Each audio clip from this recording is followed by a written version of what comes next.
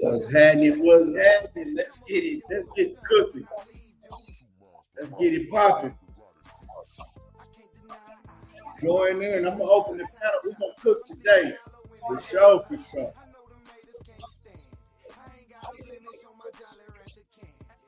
Yeah, we got a lot to cook about. We got a lot to cook about.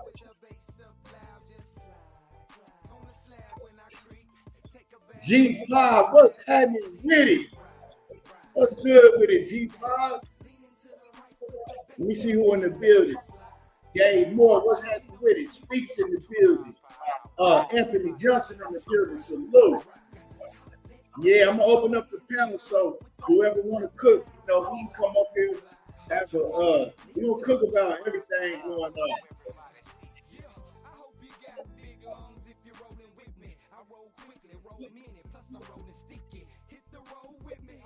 A lot been going on, a lot of controversy. Let's talk about it, Let's get it in. Let's talk about what it is.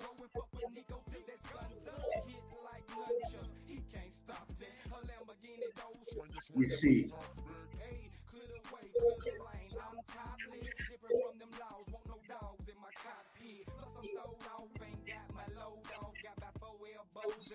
Let me drop this link.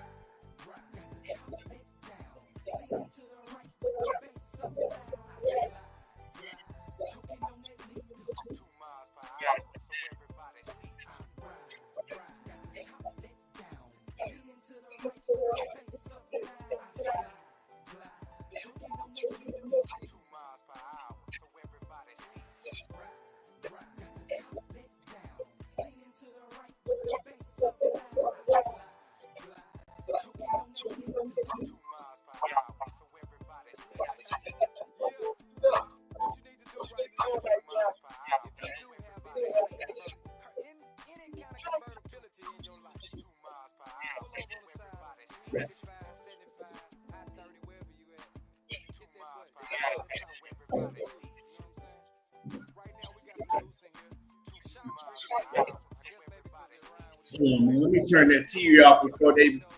Let me turn that TV off in the background before they didn't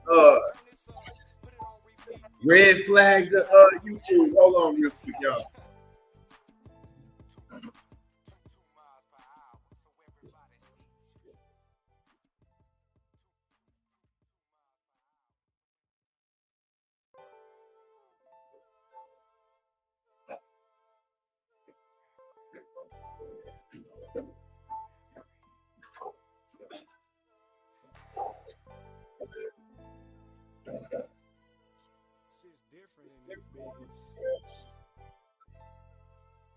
All right, we turn the music down. We need to let's get it started. Bruce Gas, what's happening with it? Kiss War, what it do? What it do?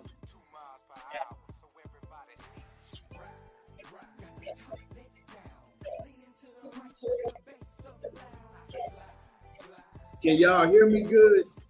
Let me know. Let me know.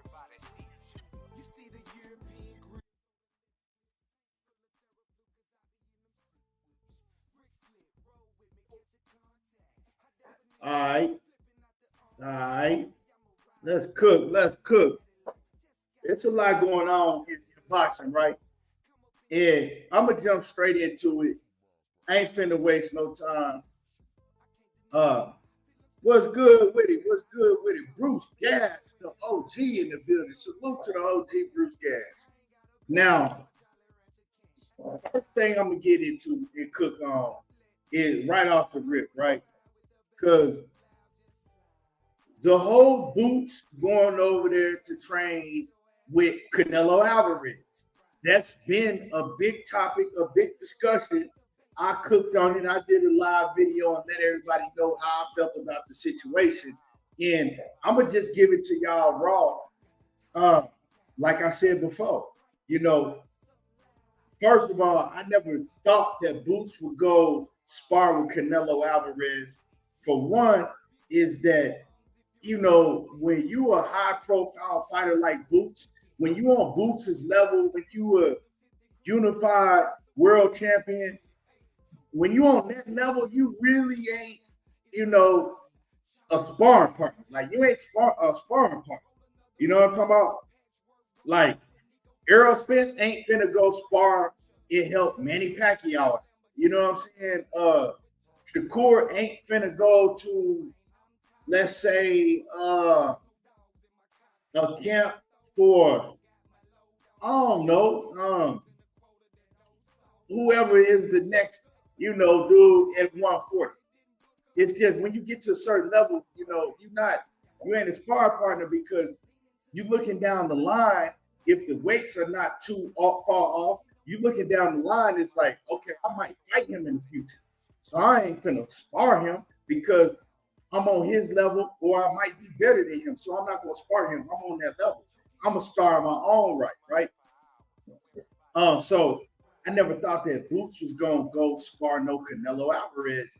That was when I first started hearing them rumors that it might happen, right?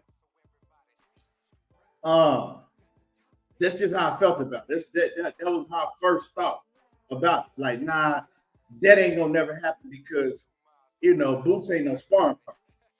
And he might be looking to try to fight Canelo later on in his career. But then when the news came out, because I really never thought it would happen, so I didn't really put too much thought into it besides that. But when the news came out, then I seen the picture with Boots, hugging Canelo side by side, taking a picture with Canelo. I'm gonna just keep it real. I just dropped my head and I just shook my head like, damn.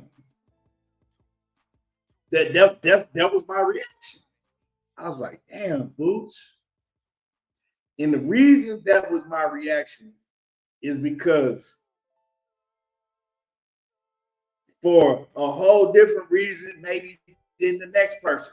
The reason that was my reaction is because I'm gonna keep it a buck with y'all. When a fight of this magnitude, a Canelo Alvarez versus Terrence Crawford, no matter how people want to sugarcoat it, no matter how you might feel about it as an individual, a fight like this is built as a Mexican fighter from Mexico versus black. It's built against, that's what it's going to be built as. When you go to that stadium in Las Vegas on September the 13th, that Saturday, it's going to be Mexican flags everywhere. 98% of the Mexicans, they're riding with Canelo Alvarez. That's just what it is. And they'll tell you, we're riding with Canelo Alvarez because that's our countryman, or he's Mexican, right? They say that all the time. We never question that. We see it. Everybody sees that. Everybody sees when it's a big fight. When other Mexican fighters are interviewed or fans or whoever it may be, they tell you flat out, like, we ride with the Mexican. And so I'm not telling G5, I'm not telling nobody else how they need to feel about it. But I'm riding with Terrence Bud Crawford because I know I went to Canelo Alvarez. I went to the fight where Canelo fought Floyd Mayweather, right? When Canelo fought Floyd Mayweather, it was probably 300 Mexicans to every one black fan in that building.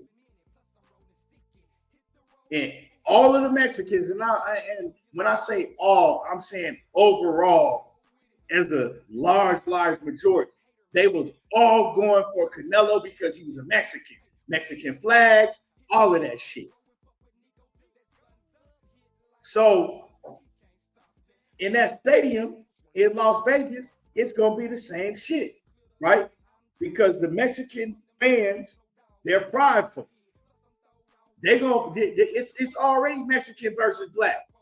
They tell you flat out, we're going with the Mexicans. With the Mexicans. So me, I'm gonna go with the black man. That's just what it is. You know, I'm going with Terrence Crawford because I want to see Terrence Crawford win because he a part of my people. I'm not from Mexico. So if I were to go to the fight, right, and it's 500 Mexicans rooting for Canelo because he's Mexican, why is it a problem if I root for Terrence Bud Crawford because he's black? And see, this is the thing, is when I say that or a black man say that, then it's a problem. You're being racist. Nah, we don't question it when a Mexican trainer go on and say that they going for Canelo because he's Mexican, or a Mexican fighter go on and do an interview and say that they ride with Canelo because he's Mexican. Nobody never questions that shit. But when we say that shit, it's a problem. So I'm just keeping it real. Yeah, I'm going with Terrence Bud Crawford because he's black, because I think this fight is for the culture. It's a fight for the culture because no matter how you feel, if Canelo wins, Mexican fans, they're going to be prideful. They're going to feel like, yeah, shit, the Mexicans, Mexicans is better than black fighters. I see that shit all the time. We all see that shit go the back and forth. We see that shit all the time. So I'm not going to sit up here and pretend like I don't see it. Somebody else may, but I'm not going to pretend like I don't see it. We see it all the time, right? So when I look at a fight of this magnitude, as big as this fight is, Netflix, as big as this fight is billed, yeah, I look at it as a fight for the culture, right? I look at it just like they have Mexican versus Puerto Rican, just like it's been a whole bunch of other fights that's Mexican versus black. That's how they build that shit. I'm going with the black fight. That's just what it is. And so when I seen Boots go over there and train with Canelo, I'm not going to knock Boots for doing it, but if it was me, I wouldn't have did it. Now I know he's probably doing it for whatever reason he has. He probably not even thinking. He probably not even thinking like that, right? Boots probably ain't thinking like that, but you got to see that shit. You got to, because now it's like, okay, well, like I said, you go back to the stadium. It's 500 Mexican fans to every one black fan. They all root for Canelo. Let's just say, right? And then you go over there and you helping him beat your countryman, right? That's just how it's gonna be looked at. You're trying to help, because if you sparring with him, if you his sparring partner, you're in there to help him win. You're in there to help him beat your countryman, another black man, a fight of this magnitude. Because and I seen and shout out to Greg Hackett, right? I see him posting all type of, lower name fighters sparring with Mexican sparring partners, right? That's not the same. You can't, like, you try to compare apples to oranges, right? We're talking about a big name fighter that's an A-level fighter like Jaron Boots Ennis, right? Helping another big mega star in Canelo Alvarez beat another star in Terrence Crawford, right? Like, we can't post, like, this is a big mega fight. You can't compare apples to oranges. You know what I'm saying? Showing, like, fighters that nobody know, that's not on that level, going to go train and spar, like, that's not the same shit. So,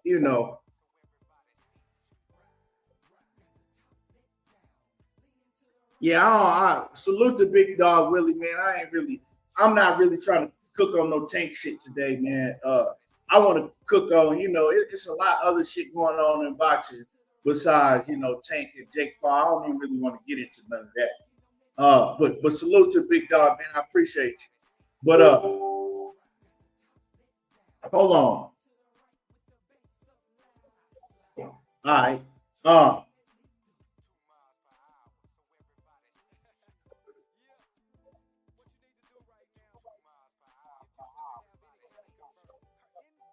Hey, everything boxing. What's up? God bless, man. What's good with you, man? God bless. God bless. Yeah, man. Yeah, I always appreciate your content, man. Always putting out facts. Always putting out real information. Like all these maniacs and stuff out here. yeah. Appreciate you, man. I But appreciate you, man. yeah. But man, like I was saying, so like honestly, don't even think that Boots was going at it from a standpoint and looking at it how I look at it, right? But I mean, I look at it like that because whether people want to close their eyes, it's just the truth. That's just how it is. You know what I'm saying? That's how boxing has always been built when it's a mega fight like this, especially when you got a Mexican from Mexico going against a black man. It's black, the black fighter against the Mexican fighter.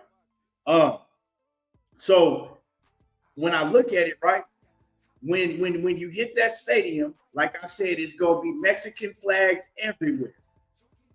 All the Mexican fans, all the Mexican flags. Who you think they're going for? They're going for Canelo Alvarez. They ain't just going for Canelo Alvarez just because he Canelo Alvarez.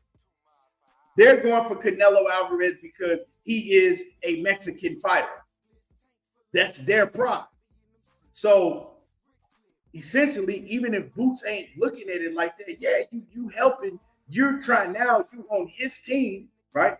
You riding with them, and you trying to help him beat Terrence Crawford. I mean, how else can you look at it? But now, from his standpoint, he probably just looking at it like, hey, it's an opportunity for me to go over here and get some good sparring experience.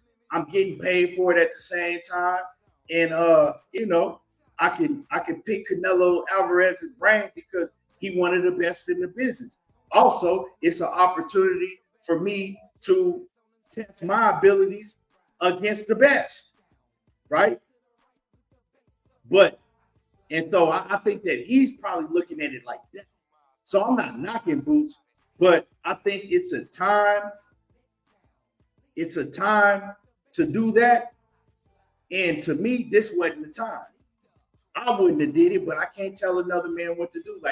Like a mega fight of this magnitude, this to me, this wasn't the time to say, you know what, I want to go help Canelo.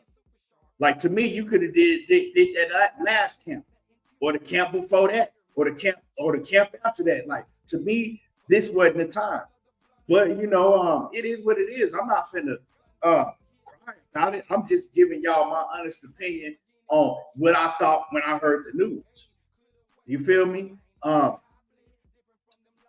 just don't think that us, and I don't think that black people, we don't have half the pride that the Mexican fans do. I don't think that we stick together like the Mexican fans do.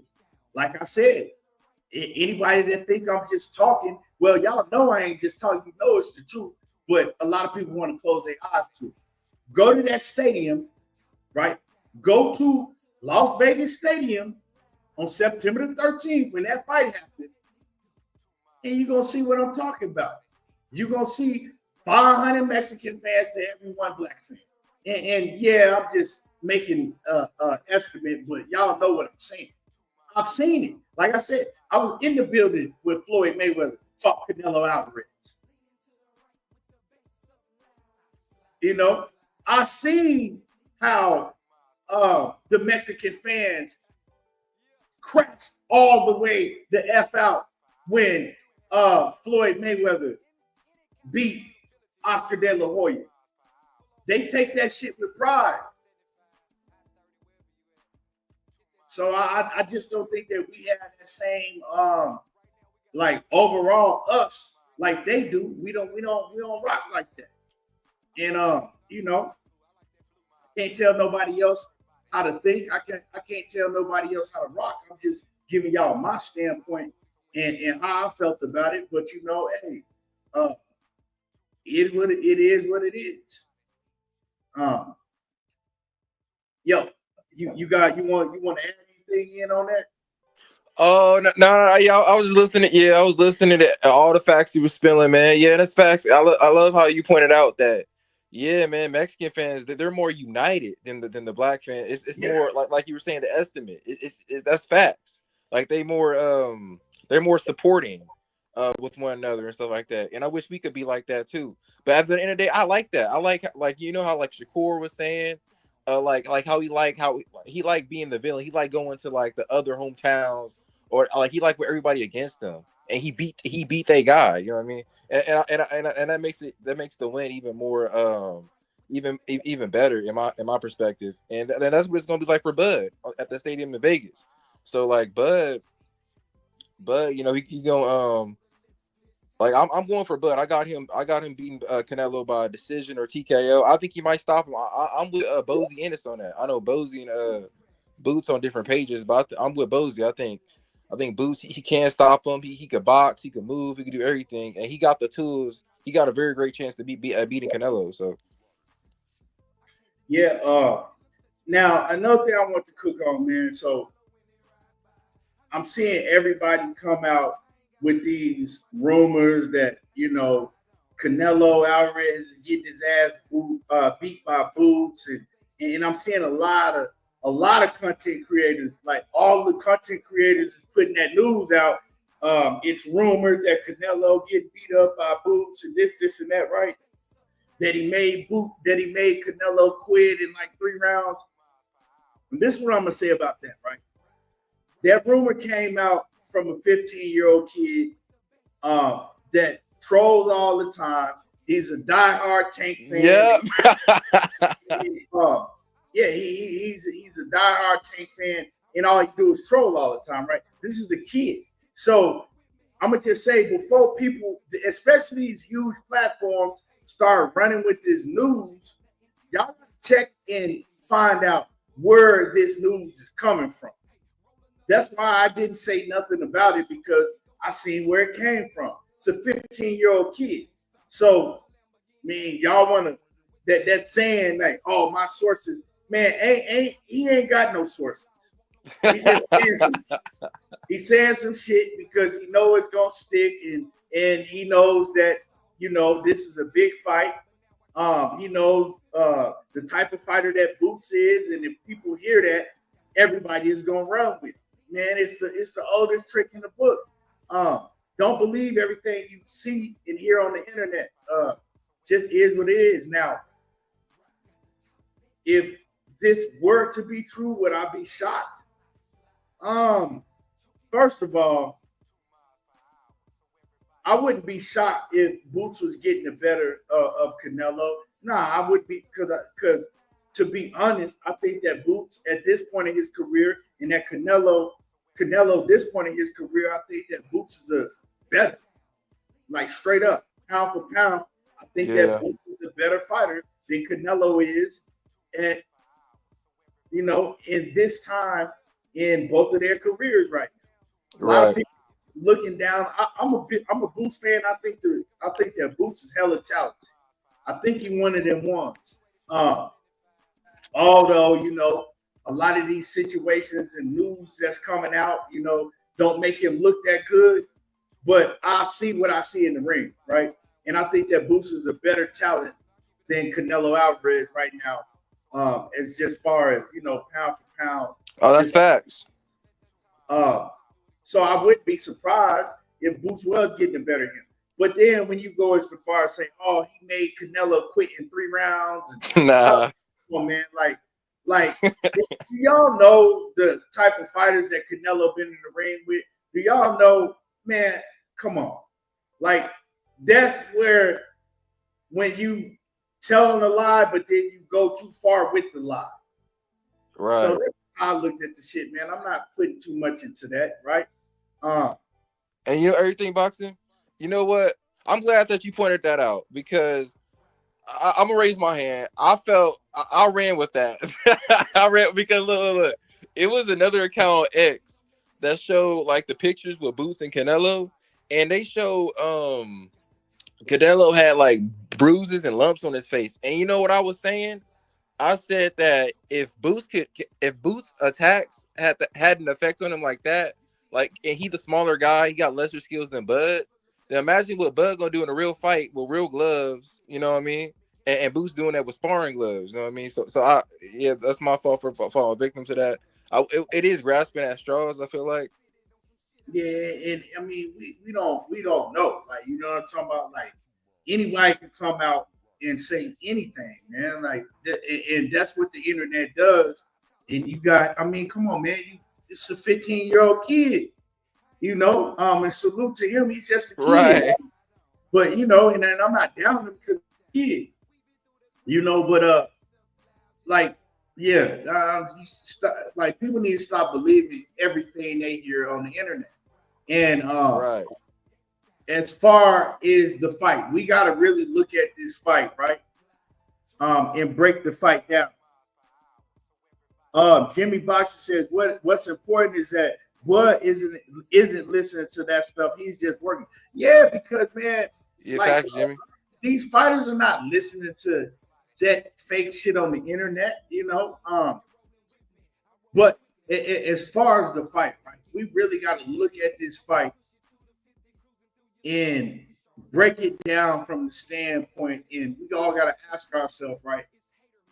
The question is, can Terrence Bud Crawford win this fight? And if he can win this fight, what is Terrence Bud Crawford going to have to do to win this fight? And I'm going to keep it real. When they first announced it, I'm like, nah. Bud tripping. Bud can't beat no Canelo. Even when Bud first started talking about wanting to fight Canelo, I was like, hell no. And then when they announced it, and you know, with Bud moving up, not going to 160, not taking the tune up, and then having a year layoff and going straight in the ring against Canelo Alvarez, right? I'm like, Bud tripping, right? I'm like, nah, he tripping because who do that? Like, right? Yeah. Jumps up, damn near 3 weight classes, don't take a tune up, year layoff, and go in there with, we not talking about he's going in there just with some anybody, right? We ain't talking about he going in there against a C-level fighter, a warm-up type of fighter. He going in there with the number 1 guy in the division, right? He going in there with a Hall of Famer, one of the best fighters that's ever stepped in the ring. No matter what you feel about Canelo, I don't like Canelo. I don't rock with Canelo, right? But no matter what we feel about him, he's still one of the best fighters to ever step in that ring. And you going in there against him. That's undeniable, yep. Right? So that was my initial thing. Then I'm like, okay, Bud Crawford is not going to be able to hurt him. When he feel Canelo power, everything gonna change. And I'm just having all these thoughts. And I'm like, yeah, Canelo finna fuck him up. Even though I'm going for Bud, I think that Canelo gonna win the fight. That was my whole take on it. That's what I kept saying. But then as I started looking into it more, right? And then I seen Canelo. I seen like I just started looking at Canelo's performances, right? And I'm like, okay, look at him against Charlo. Yeah, he knocked out Charlo, but you know, it wasn't nothing impressive. Looked at him against Jaime Munguia, and people need to go back and watch that Jaime Munguia fight. Jaime Munguia was giving Canelo hell. Hey, he was up in there banging with Canelo. He was touching Canelo up in a lot of them rounds. I know people people expect something, so they miss a lot of shit that be going on in that fight. Go back and watch that Jaime Munguia fight. But Canelo was getting touched up at will. Jaime Munguia was touching him up at will. It's just Canelo's experience, you know, was too much for Jaime Munguia, and then Jaime Munguia, he don't really have no defense, right? And you can't stand right in front of Canelo and just fight him, toe to toe without defense. And so essentially, he got dropped, and Canelo, he pulled it out. Wasn't nothing impressive. Like Jaime Munguia made that fight much closer than people called that fight. Then we went on to see what happened to Jaime Munguia, right? But that's a whole different story, right? And then and so that fight, the Charlo fight, the who else he fought? The fight with Edgar Berlanga, right? Edgar Berlanga was right there with him. Caleb Plant. Well, no, I'm talking about these past fights. Like, I don't think that Canelo Alvarez is the same fighter that he was when he fought Caleb Plant. I think that Canelo, and that's where I'm getting to, right? Oh yeah. Yeah, I'm getting to like the Canelo Alvarez that fought Caleb Plant. Yeah, I tell Crawford to sit down. The Canelo Alvarez that we're seeing now, that we've been seeing fights, you know what I'm saying? Like, Canelo should have been able to get old ass 40-some-year-old Triple G up out of it. You feel what I'm saying? So, right. It's like, in these fights, but he ain't putting on impressive performances. And he's letting these fighters like an Edgar Berlanga. I never thought that Edgar Berlanga was like that. I was never impressed with Edgar Berlanga as a fighter. I just wasn't. You know what I'm saying? Once Edgar Berlanga, once they start throwing him in there with like the C-level competition, right? Because he had that knockout streak. Then they started putting him in there with C-level competition, and it was like we started seeing that Edgar Berlanga wasn't really on that level. Like, he had a lot of holes. Right, he wasn't running through him. Right, he had a lot of holes in this game. So right, I'm looking at Canelo to walk through an Edgar Berlanga. I'm like, oh man, he can destroy Edgar Berlanga. But then Edgar Berlanga is in there. Yeah, you beat Edgar Berlanga clearly, a lot more clearly than you beat Munguia, right? He beat him clearly, but he's still up in there, toe to toe, banging with you. And so I started looking at this Canelo Alvarez's fights, studying him, right? And seeing how he was looking and seeing how he's declining. Then I looked at the William Skull fight. And everybody like, well, William Skull, he was running. Well, when he decided to let his hands go, he was catching Canelo with whatever he wanted to, too. Yeah, he had success. He was having success when he did let his hands go. Also, Canelo used to be a master at cutting the ring off. You couldn't run from Canelo before. Once after Canelo beat Lara, but he ain't really beat Lara to me.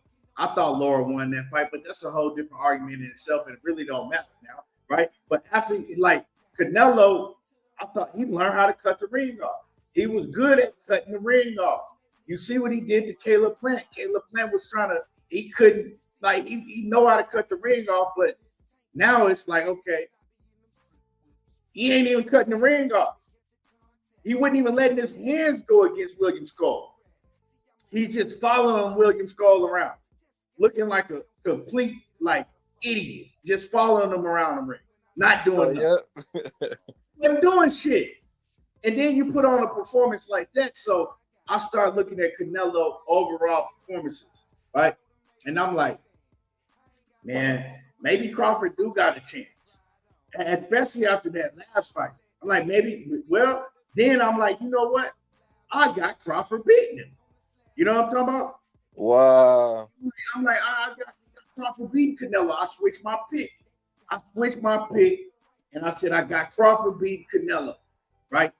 And let me lead up to it. But it's a but because we still talking about Canelo. We still talking about Crawford moving up all these weight divisions. We still talking about we don't know how Crawford gonna look with that weight on, right? These are all questions that we got. But I'm still gonna ride with Crawford, right, to beat Canelo. But the thing is, the way that Crawford has to beat Canelo, fighting words with bang, what did it do?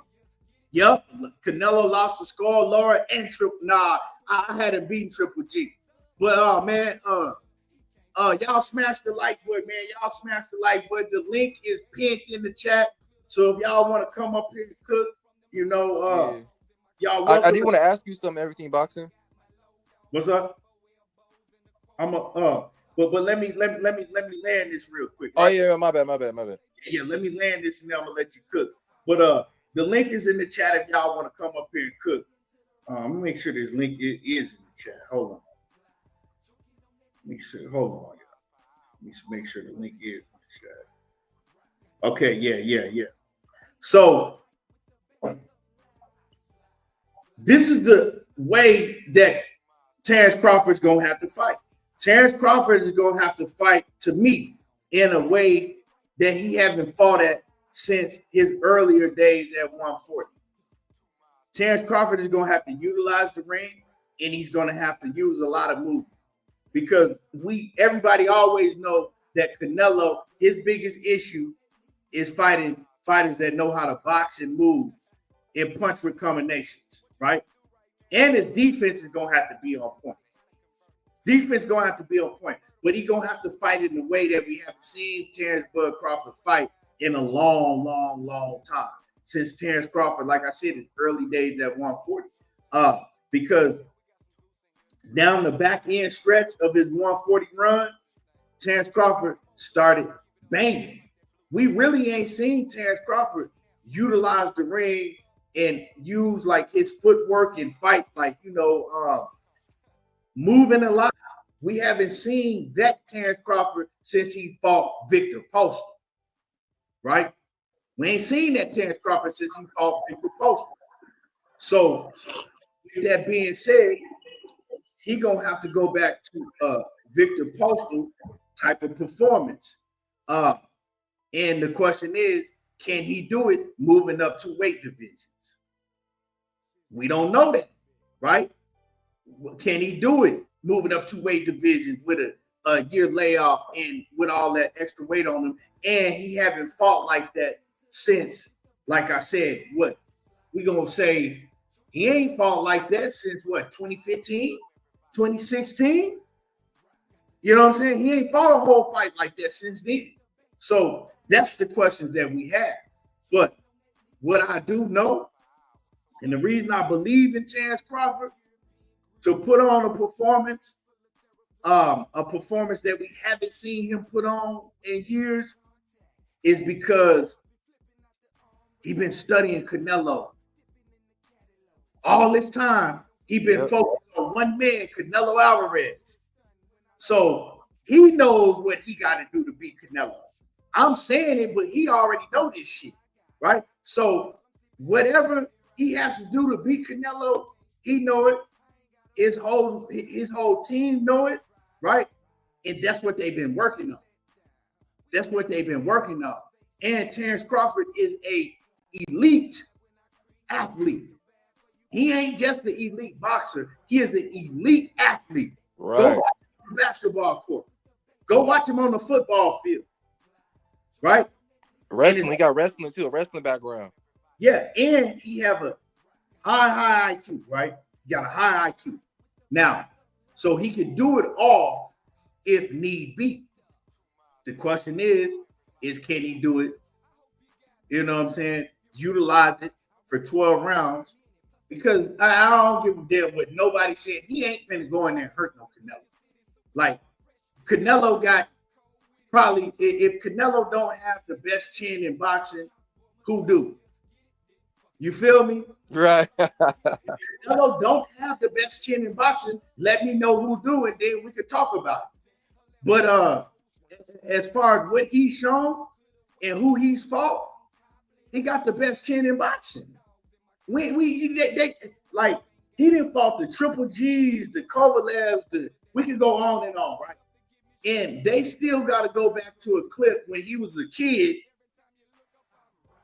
to show you that he got staggered. So if he ain't got the best chin in boxing, tell me who do. So all of that Terrence Crawford can hurt Canelo and throw that shit out the window. And I think that Terrence Crawford knows that himself. He's not going in there to hurt Canelo. He's going in there to get this victory. He's going in there to win, right? Now,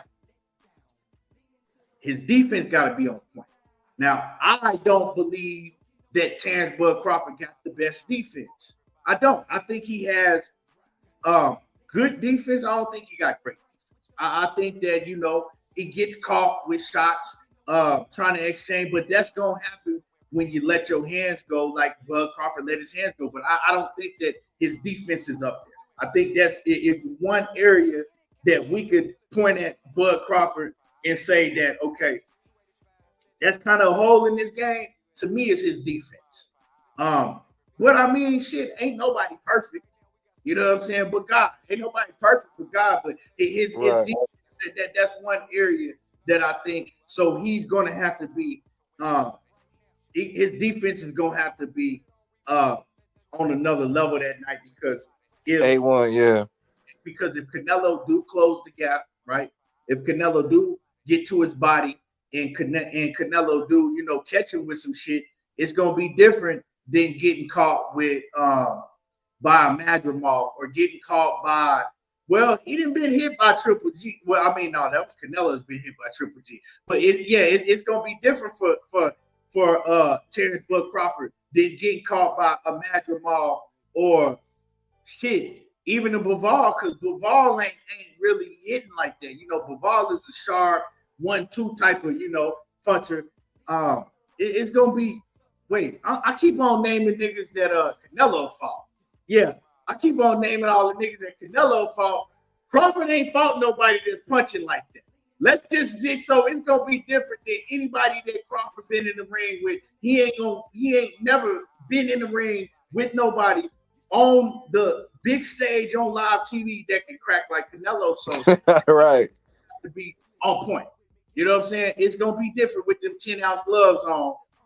Get hit by Canelo, body shots, arm shots, all of that. So it's gonna be a uphill battle for Terrence Crawford to climb. But anybody that can do it, I think that Bud can do it because he's been studying Canelo all this time, and that's just how I feel. But I think he's gonna have to go back to the Bud Crawford that we seen against the Victor Post. So he's gonna have to move and he's gonna have to utilize the ring like we haven't seen him do in a long, long time. But I think he can do it. But I'm gonna let you cook real quick, and then I'm gonna go to Bang. Oh, for sure. Yeah, you spit some facts like usual, man. And God bless Bang. Welcome, man. Looking like Kimbo Slice, so cold. I'm saying, that's what you kind of look like, so cold and Kimbo Slice. That's what reminded me of. But God bless, man. You look good, man. But yeah, I have some questions for you though. Everything Bang boxing. I was just gonna ask do the feedback of other boxers that support Canelo hold weight? Like you know how Shakur was saying like he saw Bud put heavyweights on stanky legs and sparring, and Troy Nash he said that he saw Bud hurt a 168 champion, and Amir Khan he talking about how strong Bud is. Does that hold weight? Like does that help Canelo Bud's case and beating Canelo? To me, nah, because you hear that, oh man, such and such been knocking out heavyweights and sparring. Bro, that shit, like, who is these heavyweights? Who is these super middleweights? Like, that don't mean shit. Like, we hear that all the time, and then people run with those words like, man, such and such was knocking out heavyweights. Okay, if you put him in there with a heavyweight that we know on Fight Night, is he gonna knock him out? Like, so that I don't really listen to. Oh, Bud was he going there and spar with heavyweights and knock him out, or Canelo. Like, I don't listen to none of that because if you put them in there with, is he gonna go and knock out Anthony Joshua? Right? Is he gonna go knock out Tyson Fury? Is he gonna knock out Big Baby Jared Anderson? Like, you know what I'm talking about? Like, you yeah. Is he gonna go knock them out? So I'm not trying to hear that because, you know, it's levels. Right. If you tell me, man, he was in there with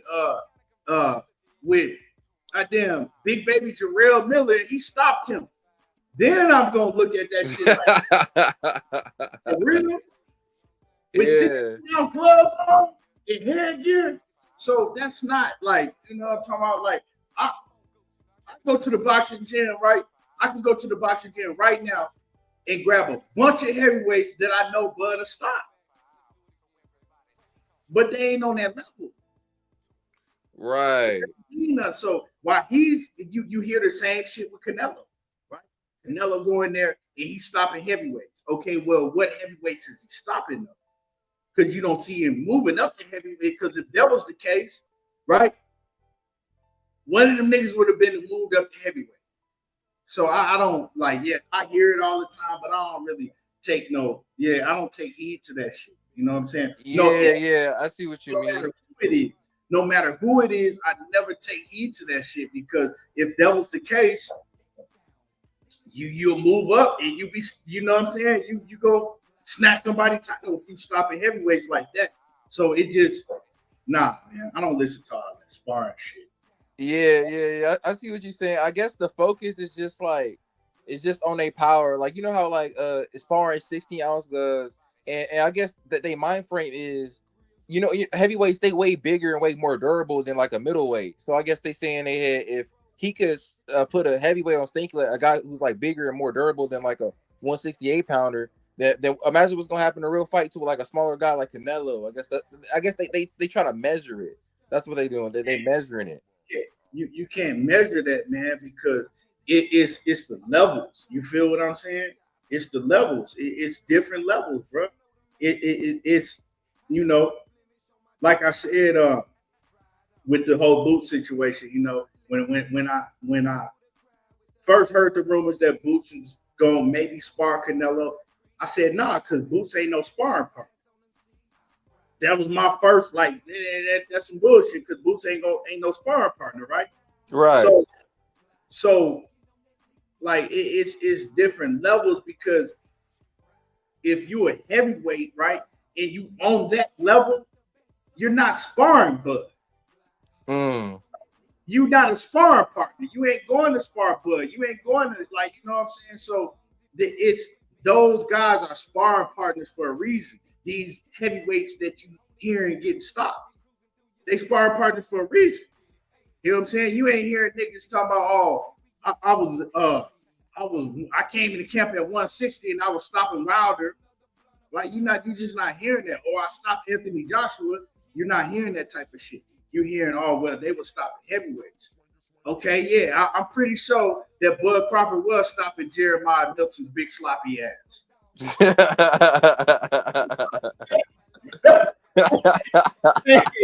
Pretty sure he wasn't there stopping his big sorry ass. But what about this though, Eric Box? What about this?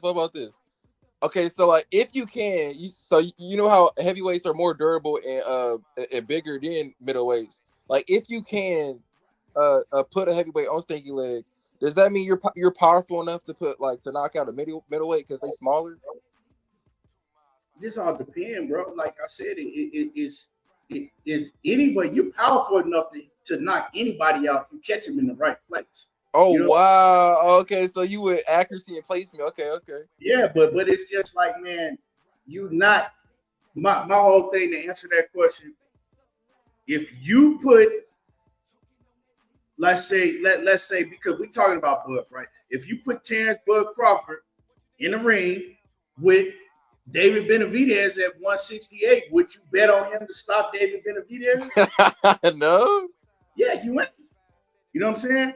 Right. Now, if you put him in there with Trevor McCombie, I think Bud can stop him. Yeah. Yeah, if you put him in there with a Trevor McCombie, then he might stop him, right? But you can't make that comparison because you're not in there with no Trevor McCombie. You're going in there with Canelo Alvarez, so you throw that shit out the window.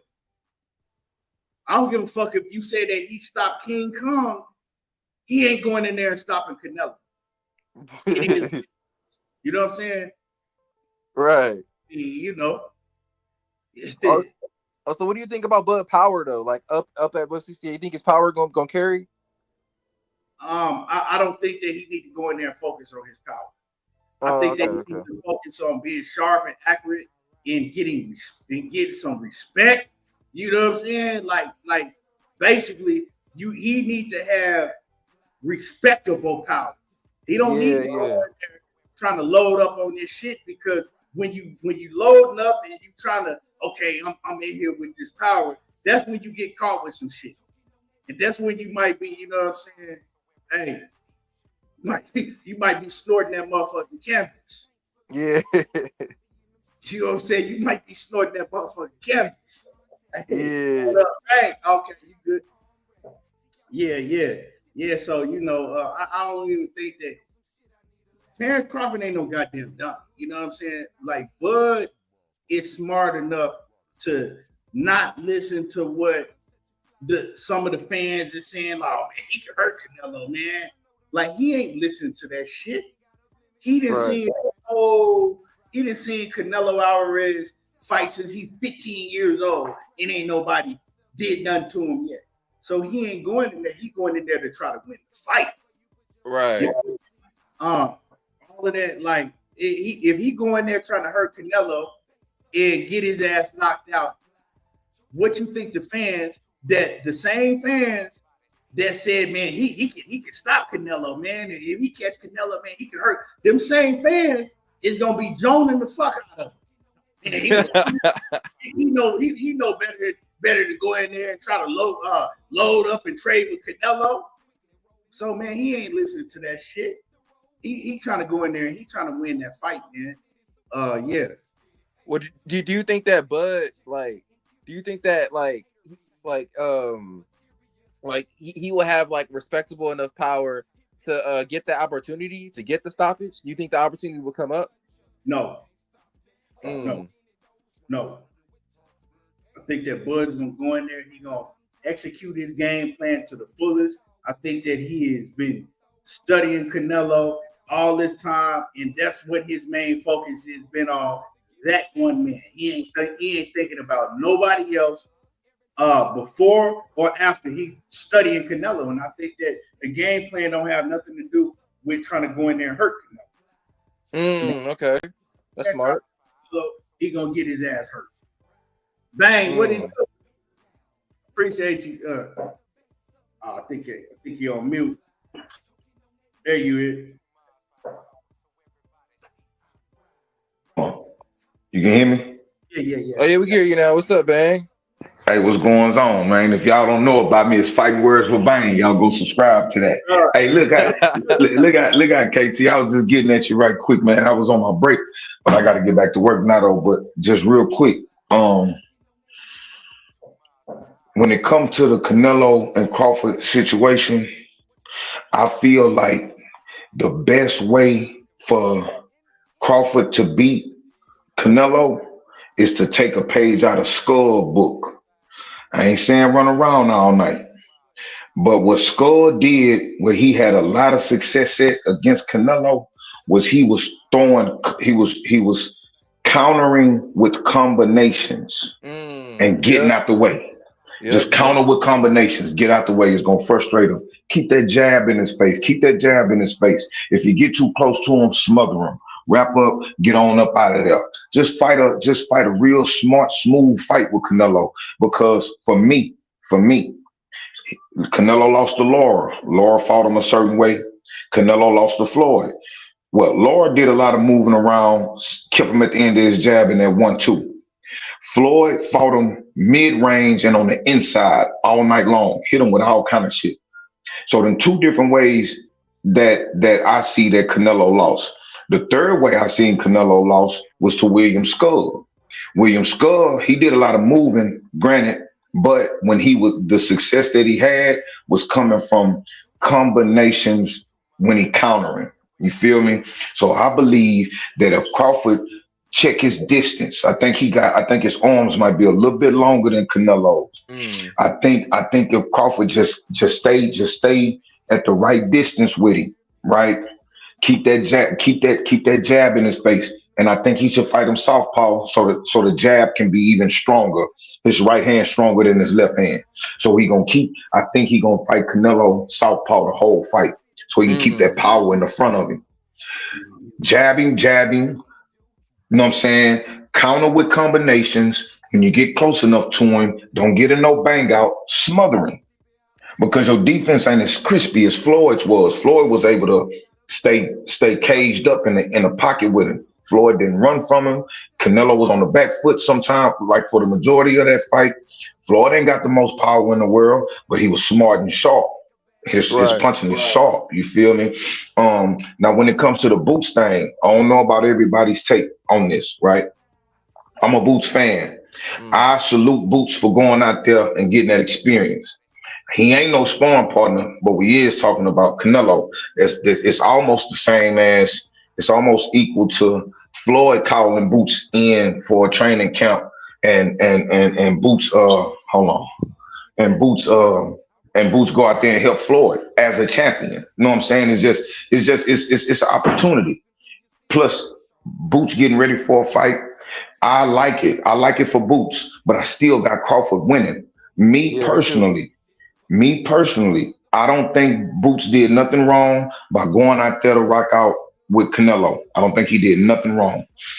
Canelo been having. I think if we really just strip this shit down to the bare butt naked truth, Canelo probably got a black person in each training camp that he ever had. Right. Crawford probably That was got a fact. Mexicans in each training camp that he ever had as sparring partners. Plus, he got a Mexican coach that's putting together a game plan with Bomac.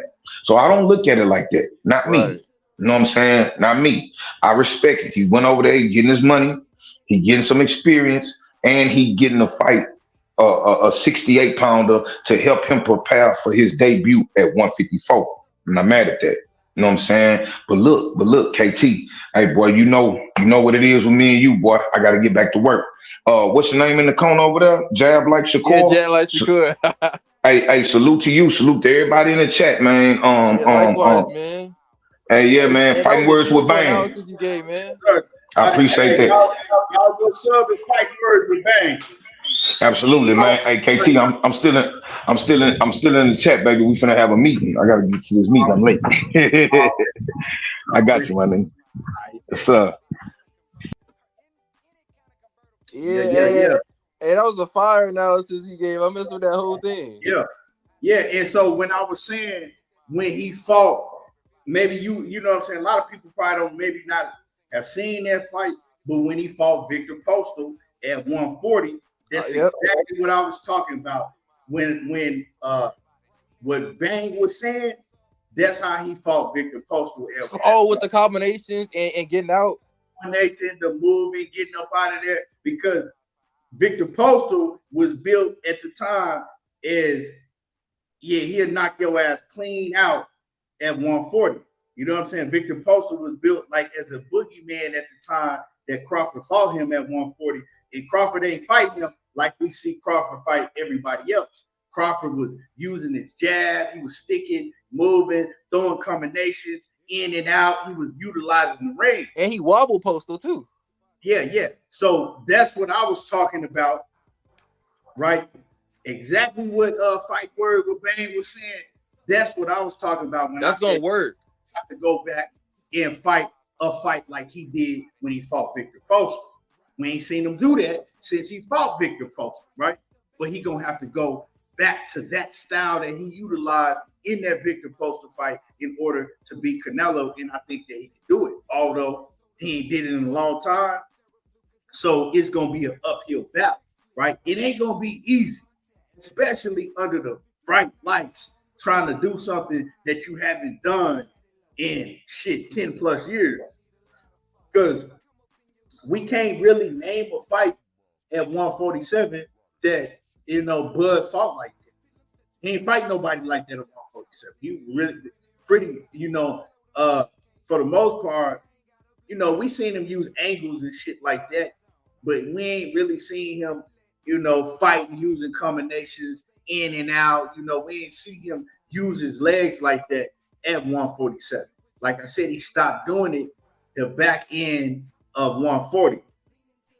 When he started, he just started stopping everybody. Then he started, sitting down on his punches. But before, like the Bud at the 135-pound division and early on at his 140 run, like Bud wasn't really no power puncher like that. He wasn't really stopping shit like that. Like he had it, but you know, he was more of a crisp. Like he just started knocking shit out. You know, yeah, not be a knockout artist. Yeah, just started knocking everybody. And early on, you know, at 135, early on when he first came to 140, he wasn't really, you know, stepping on shit like that, especially at 135. Like I've been watching Bud since like he had the dreads and shit back in the day. Really? Yeah, you know, Bud was people don't realize Bud was one of my favorite fighters when he was coming up in the game. And I think I seen my man Goon in the building. Let me see, man. I thought I seen Goon in the building. Oh wow. But yeah, that's facts though. I believe that Victor Postal stuff that could work. Like he more than skilled enough now, like to use that method to beat Canelo. He just ain't done it in a while, like you said. But that could definitely work. That could definitely work against Canelo though. Yeah, it can work. Like I said, I think that he gonna utilize that, man. It's gonna work. But what you call everything? But you know he dropped Postal though. You think he could do that to Bud? I mean, you think he could do this Canelo? Nah, man. We got like get that dropping Canelo. Get that shit out your head. That ain't like the TKO. Like, yeah, you gotta get that shit out your head. Like he just gotta utilize his game plan. The trying to hurt Canelo and all of that. Just get Canelo respect. But let me Dean, man, with the super chat in the building. What's happening with it? He say, I got Canelo on the money line by KO. I don't want to hear nobody Canelo stand over him like Ali. Check out the movie, The Cut. I mean, shut up, Jay. If that's your pick, that's your pick. But hey, yeah, we respect your pick though, Jay. God bless, bro. That's your pick. But I can't do it, dog. I can't. You know what I'm saying? Like I said, man, I know how the Mexican fans ride, and they ride heavy for their country, man, and for their Mexican, bro. I can't do it, man. I can't do it, bro. You know what I'm saying? Even the point in time when I thought that Canelo would beat Bud, I let it be known I'm still going for Bud. I just think Canelo gonna beat him. But now I've changed my pick because after studying Canelo, he ain't the same fighter. But like I said, this is a fight. If somebody came and told me, okay, well, put your money on the line. If you saying you pick Bud, put your money on the line. I'm gonna tell y'all no, cause this it's a fight that could go either way. Like I still wouldn't be surprised if Canelo beat Bud. I wouldn't be surprised either way. And then we got to look at this, right? Can Bud win against Canelo in a close fight? That's the thing, right? Because we all looking at this shit. If Bud win, Bud finna ride off in the sunset, right? He gonna grab his bag and he finna ride off in the sunset. If Canelo win, they already got plenty of fights lined up for Canelo. So that's another key factor that we gotta look at, especially me, somebody that's picking Bud to win. Can he win on the scorecards in a close fight? You know what I'm talking about? Because if the fight is close, down the wire, yeah. Now he might be able to get a draw because a draw. What is that? That means another fight. Right. That gonna make more money. You know what I'm saying? If it's a draw, so I'm giving y'all some game. Some of y'all might want to put some bread on that draw. But if it's a draw, it's more money. But hey, slap your little 10 piece on that. Oh, it's a 10 piece on that draw, man. What's going down with y'all, man? Wait, hey, Rose. Yeah. Weren't you that same? Did you say on Najee channel that Floyd Schofield was gonna beat Shakur? Ooh, Hell no. Oh, my bad. Fuck You look like no. somebody that said that. My bad. Fuck no. yeah, but hey man, so we gotta look at a lot of shit with this fight because to me, if Crawford win, I think Crawford can win, but he gotta win It's gotta be like convincing, huh? a clear decision, like to where they gotta be like, okay, this fight was close. That nigga just beat Canelo 9-3. You know what I'm saying? 10-2, 9-3. Canelo couldn't get off shit. So it's like he really gonna have to be locked in, to get a decision over, because that's where it's going. If anybody get knocked out, I'm gonna tell y'all like this, and I'm riding with Crawford to the fullest. But we talking about this knockout shit. Y'all better hope it ain't no knockout, because if anybody get knocked out, it's gonna be Crawford. Yeah, I agree with that though. Canelo ain't going to sleep. Like, he ain't stopping Canelo. That's just, we could just leave that shit alone. Yeah, like Canelo got, of course, got the better chance. Michael Larkin say, when has Crawford ever been on cold? So to sum it up, he's saying, when has Crawford ever stuck with his black people? Bro, I don't do what the next man do. You know what I'm saying? I don't do. I'm a grown ass. I'm my own man. So I don't do what. Well, he ain't do it, so I ain't gotta do it. Yeah, nobody doing that. I don't live like that. You can live like that. Other people can live like that. I don't live my life like that, bro. I live in what I believe in and how I rock. Right, so right. I'm looking at, well, such and such did it, because if I go out there, right, and commit a murder, right, I can't go to them folks and say, well, such and such did it, and y'all let him off. Right. You know what I'm saying? Like, bro, like that's kid shit. Right, yeah. You gotta do better than what somebody else do. You know, don't just. Yeah, so I'm not like, but I feel what you're saying, because Crawford ain't always, you know what I'm saying? He ain't always shown that. So I do understand what you're saying, but just because you feel he ain't, that don't mean that I'm live or have his beliefs. Right. I understand what you're saying. And I understand what you're saying. You got a point, but it is what it is. But my man Roach, what's good with it? What's going down, family? Yeah, hey, what's going on, Roach? Okay, tell us. Get straight to it, man. Who you got, Bud Canelo, man? Get right to it, man. All right, bro. So, me personally, I've been going back and forth on this fight. You know what I'm saying? Because it's like,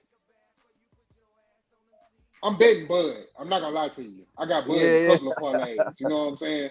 So let me go ahead and say that, because me personally, I think that the difference between, like, okay, if you compare Bud to Jermell Charlo, right? Jermell Charlo kind of got off the couch and took the fight. You know what I'm saying? But Bud low-key been in the dojo this whole time. And if you pay attention to Bud's body composition, the way he done put the weight on, it looked like he put the weight on in the right spots. You know what I'm saying? Right. His legs is fucking huge. I told the last time I did a live stream, I was saying that exact shit. I said, man, look at that nigga thighs. Yeah, niggas want to no homo. I don't say all that shit. Just look at the interview when he was interviewing with Shannon Sharp. I said, man, that nigga legs got big as hell. Yep. He put all his weight on at the right place. You know what I'm saying? So me personally, in my opinion, the biggest factor in the fight for Bud to be successful is gonna come down to if he can take the punch, bro. Yeah, Canelo gonna catch you, and Canelo gonna catch you good.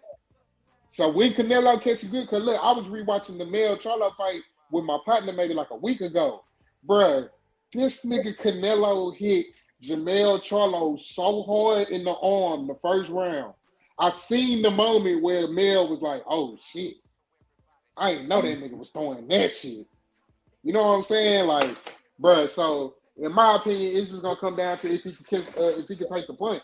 because Yeah. I think not to be too long-winded on it, but in my opinion, and this is a very unpopular opinion, but I'm gonna stand on this because I watch boxing with my own two eyes. You know what I'm saying? Yeah. But if Canelo and William Skull was a pro box fight, William Skull would have won that fight. Yeah, that's what people were saying. If he was the A side. Yeah, or I mean, or if they was just both like mid-tier, this is a 50-50 crossroads fight, or this is a title eliminator, you know what I'm saying? If it wasn't Canelo versus Bud next, and if it wasn't Canelo versus Skull, I feel like Skull won the fight because everybody was so fixated on how much running that Skull was doing, which I agree. That nigga was on some bullshit, you know what I'm saying? But if you look at the in-ring action, you look at every time Skull let his hands go, he was landing whatever the fuck he wanted to throw. You know what I'm saying? Right. And Canelo was struggling hard to, like, he couldn't find him. And then, like, a lot of stuff that Canelo was throwing, he was rolling with it. He was catching it. You know what I'm saying? So, I mean, he was fighting like I ain't gonna lie, he was fighting like a hoe. I'll say it straight up. But if they was on the same platform, or if they was on the same tier, if that was like a title eliminator, or again, like I say, a pro box fight, or, you know, for my throwback fans, if that was a Friday night fight, or a Wednesday night fight from back in the day, man, Skull would have won, bro. Yeah, that's what I heard. Nah, I thought that Skull, you know what I'm saying, like, we ain't want to give it to him because, first of all, it's Canelo. Yep. You don't mess up the fight with Terrence Bud Crawford. You know what I'm saying? Yeah. Like, ain't no way they gonna get that fight with William Skull, but man, if you, fuck no. Like you saying, he really won that fight. Yeah. If you scoring on hit and not get hit in, you know, point system, he won that fight. What Canelo do to win that fight? No. Yep. He ain't do nothing but complain and be like, man, he was running. I mean, who wants to fight somebody like that? Man, get out of here, bro. If you don't want him to fight like that, you literally have the perfect tools put in place to make a nigga stop fighting like that. But see, Canelo was just lazy. He ain't having it to step on that gas, cut off the ring. He ain't giving no effort. And if you go, that's why I said Crawford got the blueprint to beat him. Yep. You know what I'm saying? If you frustrate him and move and use your jab and use your angles and throw combinations and get up out of there, like Bang was saying, you know what I'm saying? If he closed the distance, you wrap him up, you know what I'm saying? You create space and you do that throughout the whole fight. He's gonna get frustrated. You're gonna beat him. And another thing is, I believe that Terrence Bud Crawford is physically stronger than Canelo Alvarez. What? Whoa, dude, what are you talking about? Well, why you tell me to stop it on my head then? He's physically stronger. Not that he could punch stronger, right? He's physically stronger. So if they tussling and they wrapping up, I think that Bud be right there. Bud is strong as hell. He's physically stronger than Canelo. Yeah, especially with the wrestling background, all that. Appreciate that. And one thing about it is I saw that Canelo, he don't have that in him no more to where he's willing to just dig. Like if he exhausted, he tired, he willing to just go to that next level on. He don't got that in him no more. And I see that in Terrence Bud Crawford. I seen it in the Madrimov fight. Like, hey, Bud Crawford turned up in the Madrimov fight, and Madrimov turned down. When Bud Crawford turned up, Madrimov turned down. The same shit in the Sean Porter fight. Bud Crawford, I'm down, and he turned up, so he got the extra notch in him to where he could turn up on your ass if he need to because he don't know how to lose. He don't know how to lose. Yeah. Canelo knows how to lose because he's lost fights. So he got that in him. And he got a bunch of fucking money. Like, you got to understand, who needs this more? Canelo then lost a couple times, right? Canelo got all the money in the world. Canelo got more money than he can spend in 10 lifetimes, especially if in Mexico. You know what I'm talking about? Like Canelo, he got everything. He done made Canelo probably done made with endorsements, boxing. Canelo probably done made 800 mil. You know what I'm saying? Canelo probably made $800 million in his career. Shit, maybe more. So Crawford, he's still trying to get there. Now Crawford had made a lot of money, but not nowhere near that type of money. Nah. So he's get there. So he hungry. Plus, he still has that in him to where everybody's saying, well, yeah, the only thing you didn't really did is beat Errol Spence, who wasn't the same Errol Spence. So he's still trying to get that stigma off of him and prove everybody like, okay, well, now what can you say? Right. And he still got to do that. A lot of people feel that way. Hey, I ain't trying to cut you off, bro. But, bro, can I say how much I hate that narrative that boys put on that Spence fight, bro? Yeah, me too, bro. Like, me bro, too. like, don't get me wrong. Don't get me wrong. It definitely happened. The car wrecks happened. You know what I'm saying? The car wreck happened and all that, bro. But, hey, bro, I don't care if EJ done got through out of 20 cars, bro. That ain't no nigga you do like that, bro. And he Right, did and that. Rose, bro. He had 2 impressive performances after that car accident. That's the excuse. My point exactly. And I ain't gonna lie to you. In my opinion, Errol Spence was on an all-time great trajectory until the Bud fight. But when an all-time great run into an all-time great, hey, bro, sometimes, hey, you know what I'm saying? Shit happens. And don't get me wrong, yeah, again, like I say, I know the shit happened, but hey, bro, Bud told us in 2018 what happened was gonna happen. And you gotta take that credit. Hey, you gotta get a man credit for that, bro. He said that was gonna happen and he made it happen. 5 years Yeah. And he said they was gonna be making later. excuses. Y'all see Despite that video whatever where Bud was like, circumstances. they're gonna say you too weak. Yep. Well, I mean, you know, hey, everybody got, you know, they different opinions. All I can say about that is whatever somebody think, we saw the fight. The fight took place. You know what I'm saying? And we saw what happened. So other than, you know, well, if this would have happened, if this wouldn't have happened, we can't say that. We saw the fight, so it is what it is. Yeah, I know. Like Errol, I'm a huge Errol Spence fan, but I don't Shit, me too. You know what I'm saying? I would never one of the ones that was like, oh man, Bud was doing this, and man, man, the fight happened, Bud beat him, and that's just what it is. You know, we can't go back in time. I think that you know, a lot of these fights is won on the outside of the ring with discipline. Yep. That's a big part of the game too. We want to say our other shit. Well, Errol Spence wasn't disciplined from the time he was at the top of his career, you know, all the way through. That got a lot to do with it, you know, and that got a lot to do with that separates the all-time greats from good fighters, you know, discipline. That's a huge part of the game. But my man say they always gave his card. My man say, tell us how Canelo would beat Bud. I just want to hear both sides. Now, for Canelo, I think that Canelo has to be in. If Bud fights the fight that I believe that he has to fight, right? And Canelo has to fight this type of fight.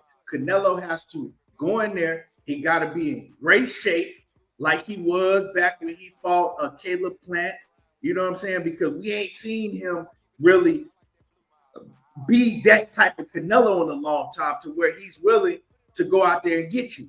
He's willing to show that dog. He's willing to go to your body and break you down. So what Canelo have to do, Canelo got to use his jab. He got to use the lateral movement that he has to cut the ring off, right? He got to continue to close the distance on Bud. And when he closed the distance, he got to work that body. He got to continuously go to Bud's body, hit him in the arms, everywhere he can, right? Break his body down. Let him feel his power. Also, he got to be that Canelo Alvarez that we used to see that was slick in the pocket when he'll get to you, right? When you try to counter him, he gonna move back, but because that's one thing that we haven't seen Canelo do in a long time is use his upper body slick movement, right?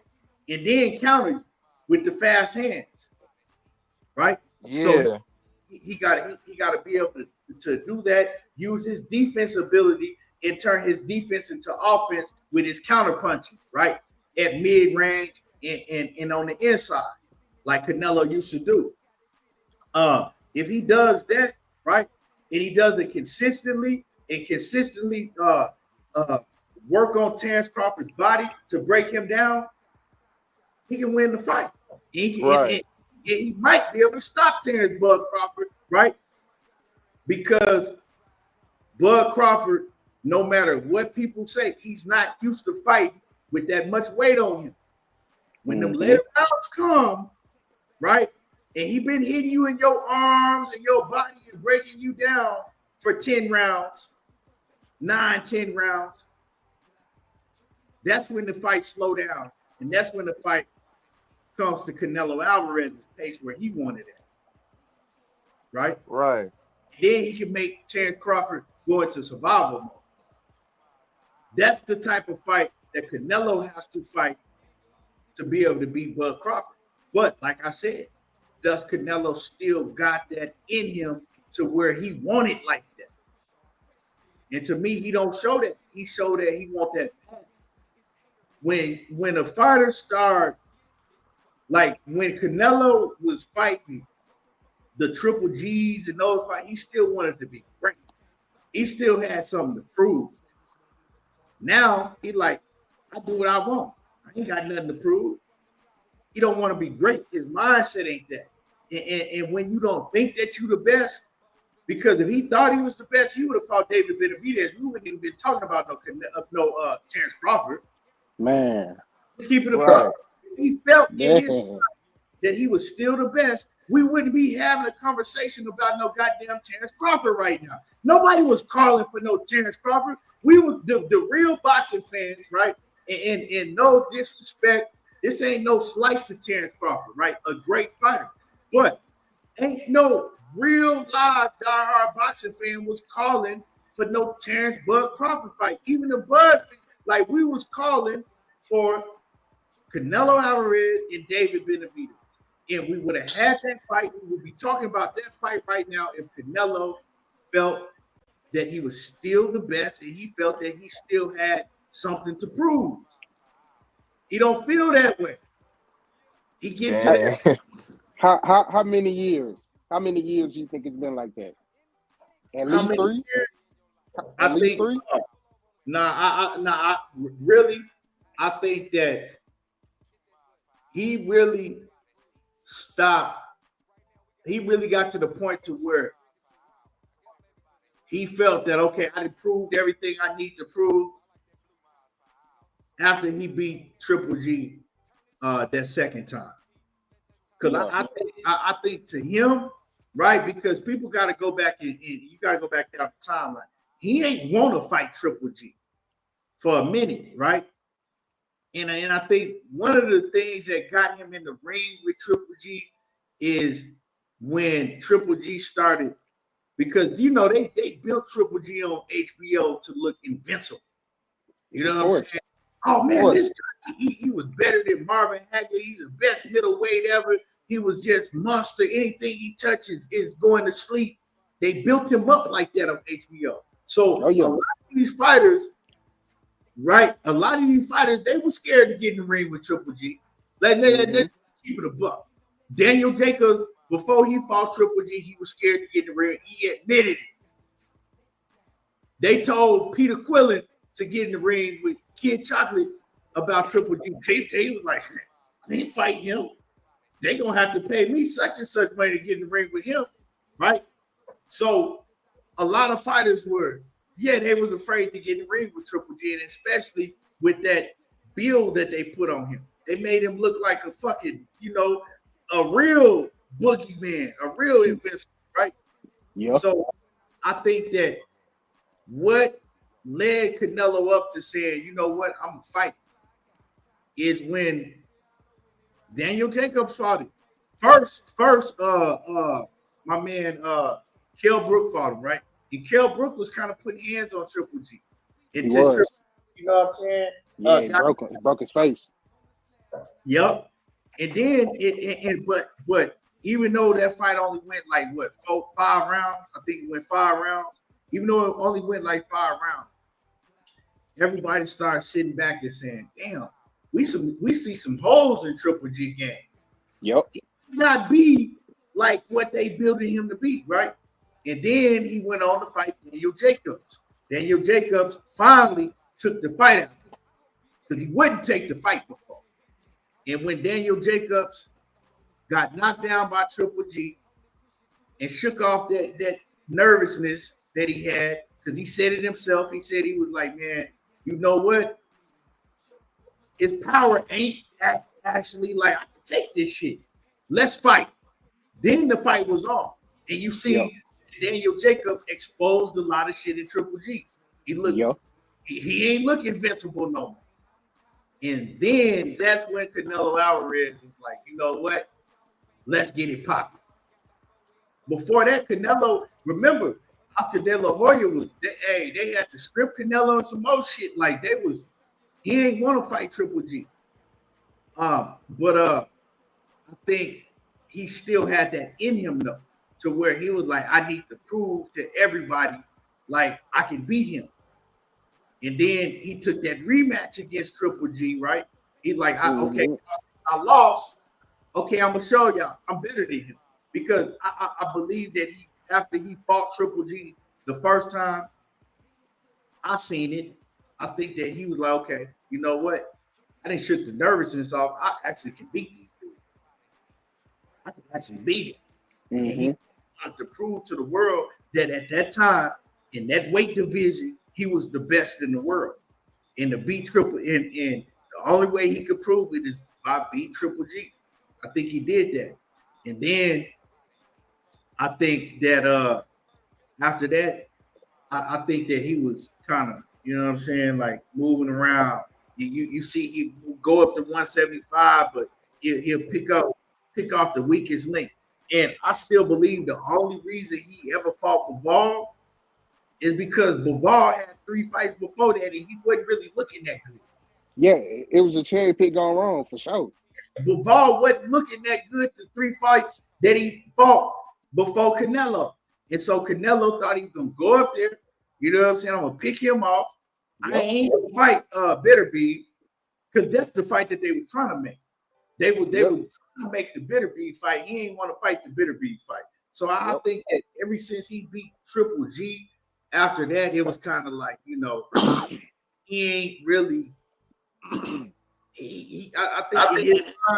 think in his mind, he had accomplished the ultimate goal, and now it's time to move around and be careful with the fighters I choose and get that bag. Right. Yeah, cherry pick basically to get it back. And I did want to ask Roach, do you agree? I know KT Everything Boxing, he already said like he didn't agree with the whole this whole thing, but you know, Bozy, I was telling him Bozy, he said that he not only got Bud beating Canelo, but he said he might stop him. What do you think about that? You think there's a possibility that Bud can stop him? Bud can stop Canelo? Yeah, but yeah, remember Everything Boxing, I was telling you how Bozy was saying that Boots Ennis was saying that not only could Bud could beat Canelo, but he got him possibly stopping him, that he might stop him. That's what Bozy said, but I was asking Roach if he agreed with that. Man, I like Bozy, man. I respect Bozy a lot. He's one of my favorite trainers in boxing, but he tripping. And let me answer this real quick, and then I'm gonna let you finish. Jay Bean says Bivol destroyed Zerto, who's now unified at 200. Bivol destroyed Zerto after he already fought Canelo. So I'm saying that leading up to the Canelo fight, JB, you got to know your timeline. Leading up to the Canelo fight, Bivol had fought. Actually, he just had fought. What's that? That UK cat, the black UK cat from that's Jamaican, but he from the UK. Lyndon Arthur.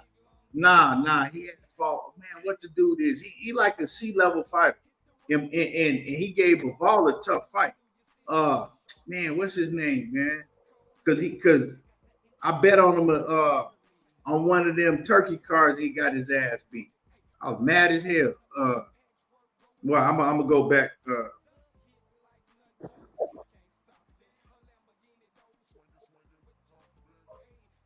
You're not talking about Ammo, right?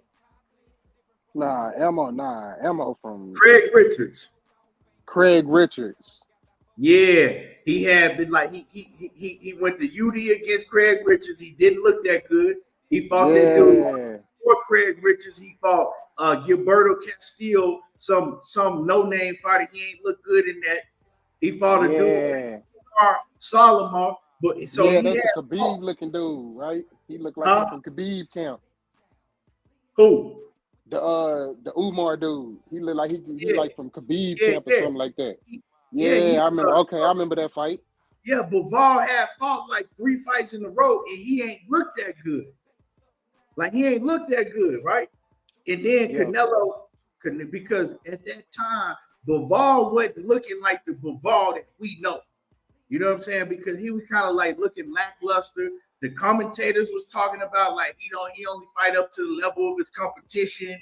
He wasn't right. He wasn't looking impressive at all. He was kind of like going tit for tat, just doing enough to win these fights against these C-class fighters.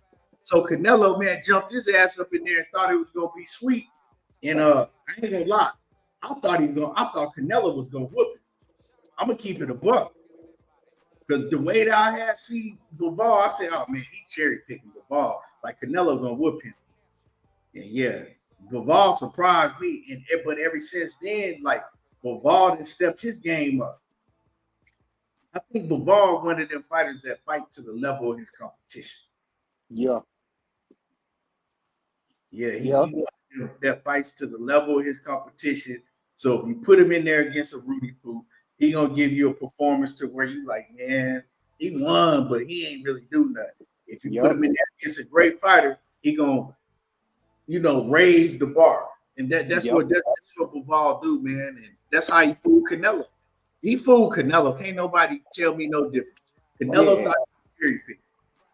He definitely cherry picked that fight. 100%. Same shit that happened with Tank and Lamont Roach. Tank ain't take that Lamont, and I don't want to even get on the Tank thing, but I'm just making it. Tank ain't take that Lamont Roach fight thinking like, oh man, he gonna give me the fight of my life. He gonna be the toughest fight. He ain't take that. He took that Lamont Roach fight because he thought he gonna walk through Lamont Roach, get him up out of there, and and get an easy payday. On to the Jake Paul fight after. He had the Jake Paul fight lined up before Lamont Roach. Go to the Jake Paul fight, coming off another devastating knockout, right? Yep. And that was gonna build the Jake Paul fight even bigger than what it's going. That was the plan. That was why we skip over. That's why we saying no. We ain't looking at no Shakur, none of these other fights. We finna have him move up. We gonna get him a devastating knockout and go to this Jake Paul fight. Get this huge bag and chunk the dudes. That's what that was. But sometimes, hey, God had other plans. Right. And do y'all think? I want to ask. Do y'all think that who better, Canelo or Pacquiao? Who's better? Who a better fighter? Prime for prime. Yeah. Overall. You got to give it to Pacquiao because he had the longevity, bro. Yeah. But and his level of competition as well. Yeah. I mean skill set. Like who got the better skill set between the two? Skill set is the difference. Like if you put if you put prime for prime, I'm talking about Canelo when he was in his prime, that slick Canelo in the pocket where you couldn't really hit him, and he countering you with 3 or 4 punches at the same time. That Canelo right there against the skill set of Manny Pacquiao, I'll take Canelo. Oh, wow. I can agree with that. Manny Pacquiao was able to sustain it longer, though. It's just like when you get in the argument of just, and we all know that skill like skill wise that wasn't nobody really fucking with Floyd, right? But you got the argument with who was the better fighter, Floyd and Roy Jones Jr., right? But you definitely you got to go prime for prime, right? Who was the better fighter in their prime? Floyd Mayweather and Roy Jones Jr. And I say Roy because the gap because they was both when Pretty Boy Floyd was fucking up shit, right? Roy Jones was in his prime. In the gap for the number one and number two, it was a big gap. Like, but Roy was God gifted. Yeah. See, Roy didn't have, like, he didn't utilize the skill set that Mayweather did, right? Roy was he did shit that nobody else could do. Mayweather also did shit that nobody else could do, but his was more, defensive, reflex. It's an argument that people can debate about all the time. But I watched both of them in their prime, and Roy was different. Yeah, because I said, but I'm sorry. But Mayweather had the longevity, so you got to give it to Mayweather because he was able to sustain it longer because he had the skill set like Bernard Hopkins, right? Roy was way better than Bernard Hopkins prime for prime. But Bernard Hopkins had that. He developed the skill set that he was able to maintain when Roy Jones' God-gifted talent and reflexes and speed went away. So, yeah, because I did say on X, I said that Bud will not only beat Pacquiao, but he will stop Pacquiao. Y'all agree with that? Do y'all think Bud better than Pacquiao? Yeah. Yeah, I'll take Bud over Pacquiao. That's why Pacquiao never wanted to fight Bud. He knew that. Like Bob Arum knew that. Yeah, Bob Arum was protecting him. He had him in that top rate protection program. And he said Bob Arum said he protected him. Mm-hmm. He said, I didn't want to put him in there with yeah, he literally said it. He said that shit, bro. Yep. Like, but man, the thing is we talking about these prime fighters, right? We talking about like Roy Jones, how his abilities left after a while, how Manny Pacquiao slowed down, how Canelo, but Bud is 38 years old, and he don't look like he's slowing down, right? But that's the thing that we gotta look at. If his reflexes leave him, that's why this is a dangerous fight because it's so many questions. Like to me, right? I definitely want to see David Benavidez and Canelo Alvarez fight for different reasons, right? Because I want to see David Benavidez go in there and beat the shit out of Canelo. Right. I had Benavidez. I'll just keep it what I think that David Benavidez possessed something that skill set actually make Canelo Alvarez say, "Nah, I'm through." I think that he could have put a beating on Canelo to where that Canelo would have just been like, "Nah," he would have tapped out. Because Canelo looked like he wanted to tap out against Bivol. Bivol just didn't have that. Bivol he ain't really got that power like that. You feel what I'm saying? Yeah, that ruthlessness. You know what I'm saying? Bivol, he just go, 1-2 piece you up and, but I think that David got that shit in him to where he want to hurt you. Yeah. And I think that if anybody in that weight division, I think that David might have been able to not knock him out, but just stop him. Like TKO? Just make him like, you know what? I'm fuck all this. I'm straight. I'm injured. I ain't going back out. Bro, that's crazy.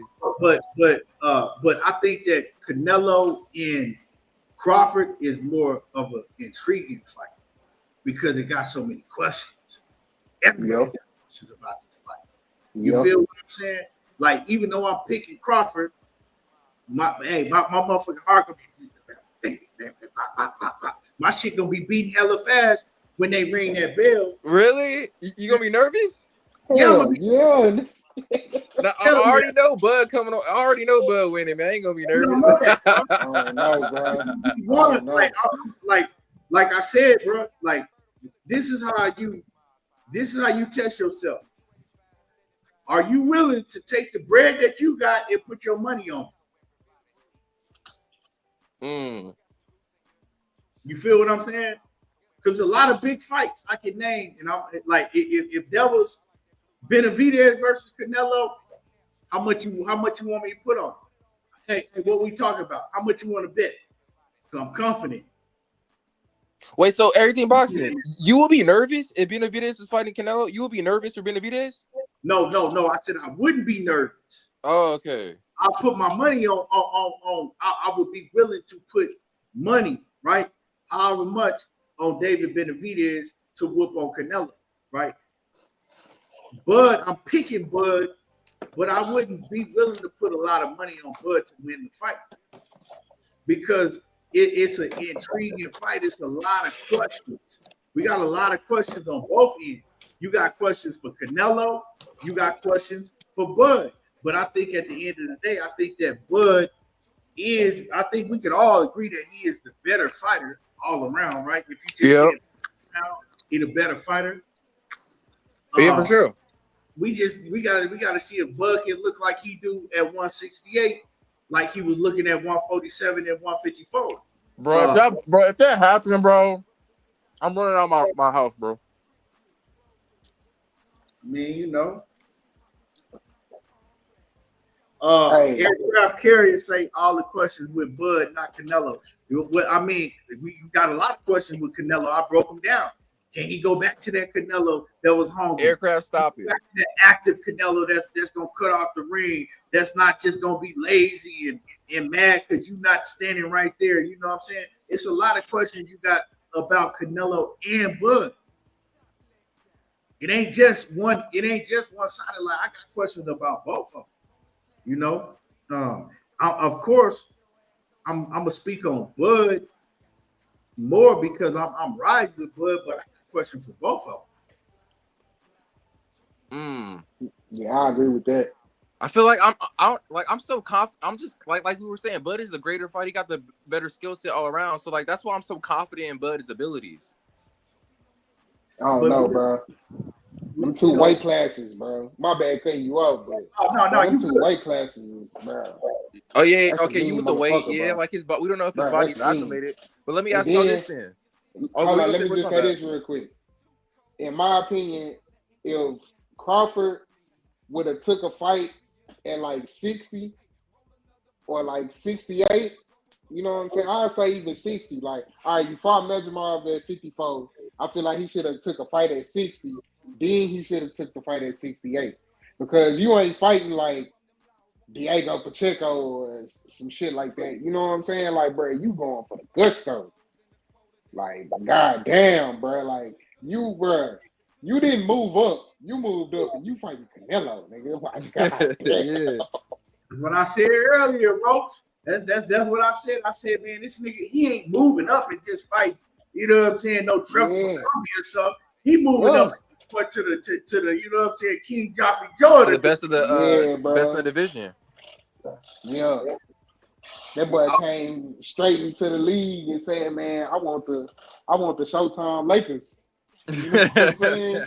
Where the Lakers at, man? You know, but I do want to ask y'all. I'm a fan that gotta be honest. So, like I said, my honesty, I don't get on here and just, oh man, I'ma just like I gotta be honest, you know what I'm saying, with the situation. I wouldn't be surprised if Canelo made him lick that motherfucking canvas. If Canelo I wouldn't be surprised if Canelo knocked him clean out, right? But I would be hella surprised. I'll be like shocked if Terrence Bud Crawford was able to knock Canelo out. You know what I'm saying? What about a TKO? Nah, yeah, I'll be hella surprised. But if it so when we talk about the knockout, yeah. Now, as far as winning the fight, if Bud win the fight, I wouldn't be surprised. If Bud just outclass him, beat him 9-3, you know what I'm saying, 10-2, 8-4, I wouldn't be surprised if Bud did that, right? But I wouldn't be surprised if Canelo, you know what I'm saying, beat him. And Bud couldn't get off like you know what I'm saying, we think he could get off.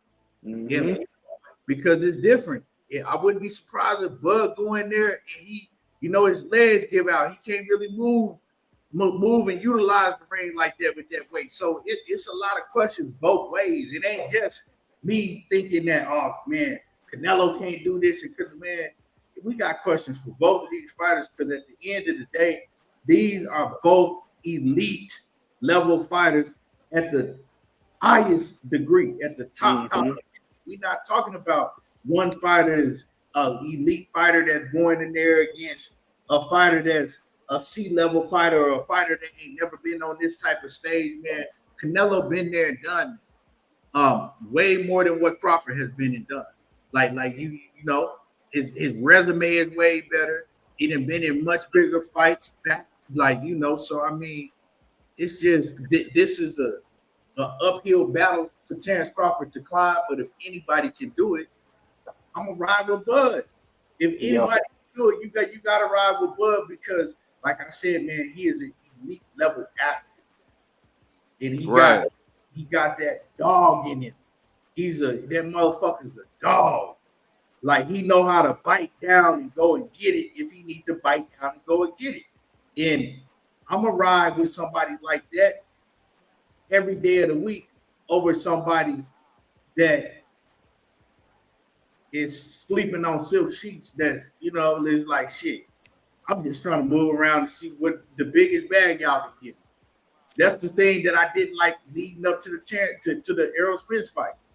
He was talking about, oh man, we gonna make a lot of money. He was talking about the bag, and Terrence Crawford was locked in. Like, I ain't gonna hear that shit. I'm gonna beat your ass. Yeah, I get active. Yeah, that's what that boy said on that podium, bro. I get active. Yeah, he said he'll stop a mud hole in Canelo. Because now you like, okay, well, because what that means, right? When you start saying, man, I'm about to make a lot, when you got a fight locked in and you start talking about the money that you're gonna make, right? That means that in the back of your mind, you trying to tell yourself, well, if I do fuck around and lose, look at the good side. You know what I'm saying? I'm finna make a whole bunch of money. Right? If I do fuck around and lose, I'm still gonna make a whole bunch of money. I don't want to hear that. Like, you know what I'm saying? Right. I want you to be thinking about, I ain't even thinking about nothing. You know what I'm saying? The money gonna come. I'm finna beat your ass. Yeah. Yep. Yeah, he finna be 4-time undisputed. Yeah, you gotta have that mindset, that dog mindset. Let's we talked about, we broke that. I want to get into this other topic. Y'all smash the like button if y'all in the building, man. Smash everything. I had one more question, bro. Smash it. We gotta move on. Oh, okay, for sure. Yeah. We gotta move on to the top. We was on this way longer than Yeah, like over almost 2 hours. Check this out, man. Jermell Charlo, he done jumped off the porch again, and he didn't call the first one he called out. Let's just keep it a buck. He called out Errol Spence. That shit was plain as day. Yeah. The lion eating the shark, and then on the back end of that shit, he say, you know, basically, it ain't no friends. I ain't got no friends in boxing. That was a straight jab at Errol Spence. Let me see. He said, hold on. He say, fight date coming soon. Fight date coming. No friends in the industry. Right? No friends in the industry after he put up that right there. Yeah, I was gonna talk about that's crazy. I saw that. That's crazy. He straight up talking about Errol Spence. The shark, yeah, big fish. Now he tried to kind of like, you know, he tried to kind of like cover it up with putting, you know, the lion eating the boots. That's the Jaron Boots Ennis. The lion eating the giraffe. And giraffe and Sebastian Fundora, for Fundora, right? And everything else he did after that, right? But the thing is, Why did you put the lion eating the fish first and then follow that up saying you ain't got no friends in boxing? Wow. Direct. That's a dude. You let everybody know if Errol Spence want to get it, let's make it happen. That's You know what I'm yeah. saying? I thought they was close. I thought they was like really Now, close. That's crazy. Why could he feel some type of way? Because Errol Spence, we see Errol Spence. He don't kick it no more. He with his kids, his girl. He a family man. He on the farm. We ain't seen Errol Spence put up no pictures of kicking it with nobody. So a lot of cats feel like, you know what I'm saying? Like, nigga, you want some funny shit. He might feel that way. Like, me and Errol don't speak like we used to. We don't train together no more. You know what I'm saying? We don't really rock like we used to. So we can fight. At one point, they was like that. You seen them together all the time. They was training. That shit been long gone. Yep. So he might feel some. I'm just saying real life. Everybody that been through real life and you didn't grew distant from partners that you was once real close with. He might feel some way on his end, like, you know what I'm saying? This nigga don't pick up the phone and call me. He ain't go to he ain't show up at my last fight. You know what I'm saying? The biggest fight in my whole career with Canelo. He ain't like, I'm just don't, you know what I'm saying? I'm just saying it could be. So he might be like, you know what I'm saying? Like, I ain't got no problem with him, but I think we can fight. Because y'all remember when Jermell was saying that he ain't want to fight Errol Spence, Jermell was on that type of time. Errol Spence was like, shit, they paid, we can fight. I'll fight, you know what I'm saying? I'll fight anybody. Yep. Spence was saying he'll fight, but Jermell was so. Now, Jermell might feel like, shit, you know what? Like, shit, nigga, after that Terrence, after what I seen in the Bud fight, shit, I'll beat this nigga ass now. He ain't the same nigga that I was. Wow, that's fakeness though, right? I'm just saying he might feel that way, bro. Like at the end of the day, these niggas are still competitors. Yep. Oh, okay, yeah. It's still a sport. It ain't that you think. It's still like, well, okay, nigga, you LeBron, and you know what I'm saying? Like, shit, I think I probably was better than Jordan in his prime. We played one-on-one. It's just the competitive nature. Now he been sitting, you gotta think. He say, because he came out again and he say, I've been sitting on the shelf all this time. It wasn't like I ain't want to be laid off. That wasn't on me. So, you know, that was with the business of boxing over there with the PBC. You know, that's their motto. We're going to get you a big bag and then you're going to sit on the shelf for 3 years. It just is what it is. That's just how they rock. You look, you know what I'm saying? They get you, if they get you a big bag, right, in a big fight that you might not deserve, Frank Martin, you might be sick. You know what I'm saying? They might get you a big bag, but you hey, they gonna make that up because you ain't gonna get enough payday for another 2-3 years. So he's saying that, yeah, I was out, but it wasn't on me. I didn't want to sit out. Like didn't want to fight. So all this time thinking, he thinking of a way how he can come back with a bang. Now his ego didn't got into it like shit. Everybody was y'all don't think he felt some type of way, but everybody was talking about, man, Errol Spence was beating his ass in sparring. Errol Spence go, man, Jermell can't fuck with Errol. Errol move up right now and beat Jermell. He heard all of that shit. You think that shit don't make him feel some type of way? So now, like, this nigga ain't the same. He been sitting out. I've been working. He ain't got no trainer. I've been working with my trainer, even though I've been out.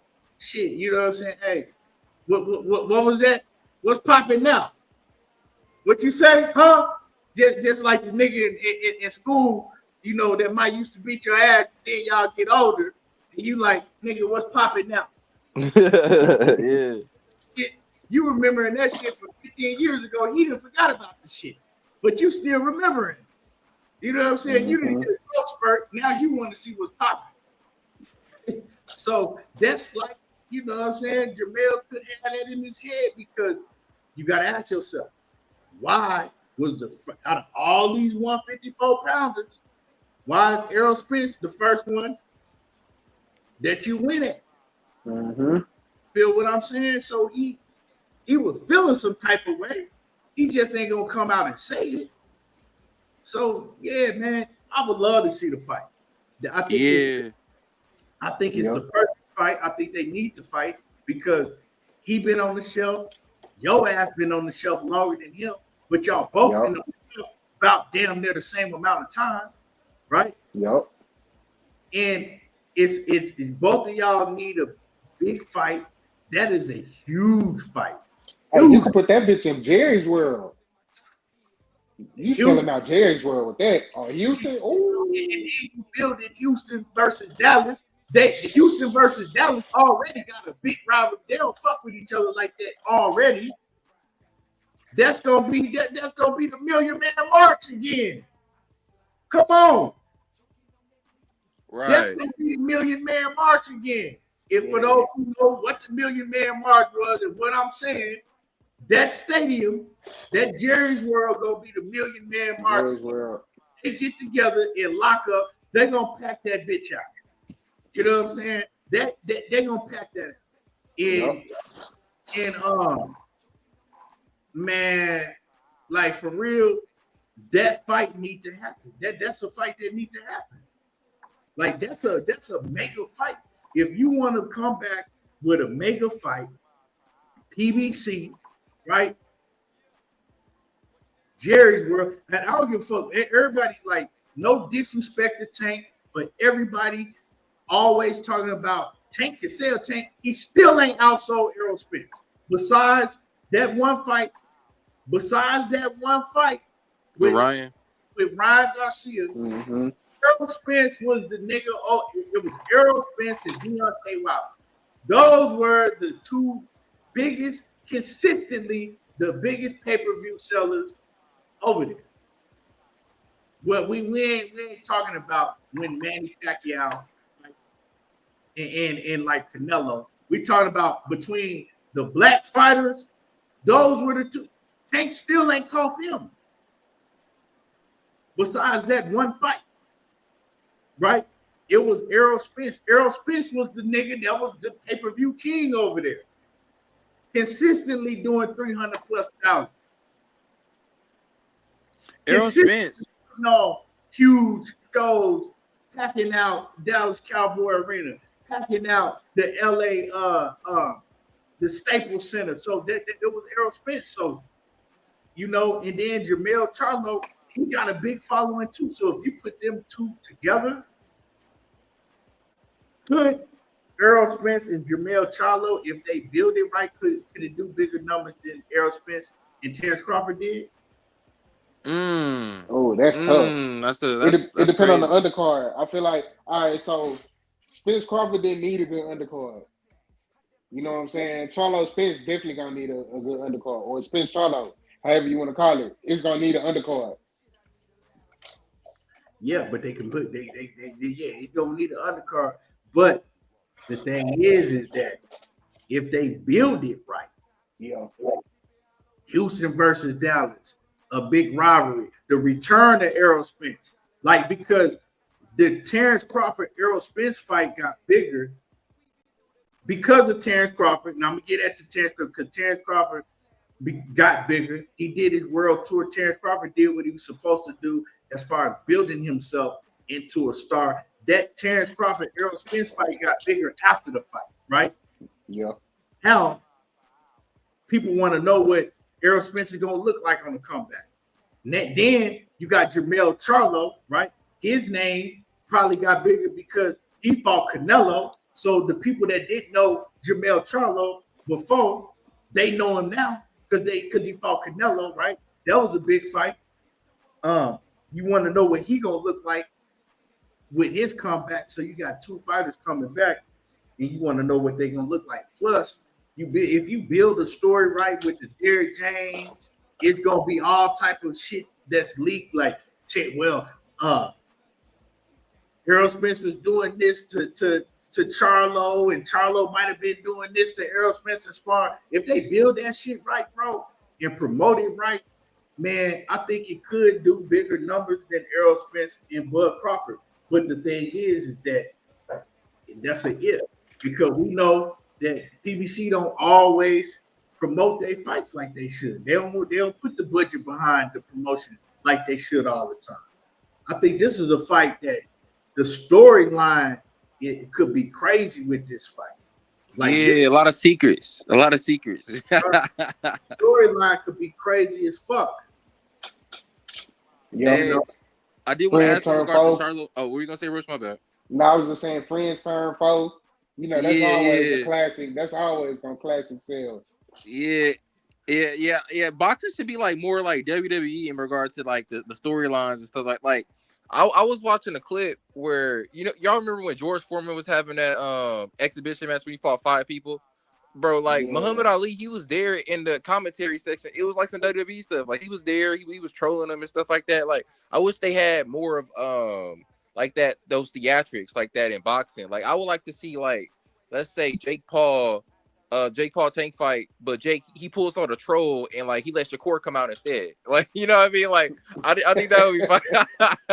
I think that would be fire. But but in regards to Jermell Charlo and Errol Spence, like I know Errol Spence, he kind of a one-trick pony. He don't really got like other styles to fight. Does Jermell, is he versatile? Like, do we got like more than one style, or do you just like box the same way? No, I think Jermell's more got he got more. Jermell's more of a boxer. He can move laterally a little better and shit like that, you know. Jab, you know, but they both got real good jab. It just depends, bro. Styles make fights, and they both know how each other fight. You know, it's just they both know how each other fight. And I want to say something, man. The aircraft carrier, man, you gotta listen, dog. Like comprehension is everything, right? The comprehension is everything. You giving me Tank's overall pay-per-view numbers and saying, oh, well, his overall, he did 2 million some pay-per-views. And what I said is, if you take the one fight away with Ryan Garcia, Errol Spence was consistently doing bigger pay-per-view numbers than what Tank does. Deontay Wilder was consistently doing bigger pay-per-view numbers than what Tank do. Take away that one with whatchamacallit. They was doing bigger pay-per-view numbers consistently.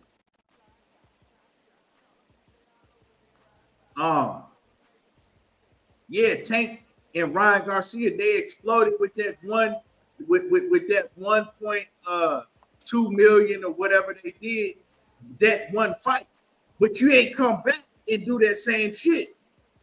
You didn't come back after you fought Ryan Garcia and do 800,000, 1 million with, you know what I'm saying? You didn't come back and do them type of numbers. So that's why I use the word consistently. Errol Spence was consistently doing 300,000 plus. You know, those were the two pay-per-view cash cows at PBC, right? Besides Manny Pacquiao, right? Those were the two consistent cash cows at PBC when they was doing pay-per-views. It was Wilder and Errol Spence. You know, that's just what it was. Yeah, he said my bad, aircraft. Yeah, for sure. Yeah, you got to do that. Now, if Tank had came back behind that Ryan Garcia and backed that shit up with another, like I said, 800,000, 600, even 600 to a million, then we've been like, okay, he here. Canelo Alvarez, he consistently do big numbers. Yeah, I wonder why did EJ like he only lost one time? You feel me? Like what did y'all think he really done? Like this fighting spirit? I know he like he a family man and stuff now. But y'all don't think he training no more? No, that nigga's shape. Yeah, he in Oh shape. wow.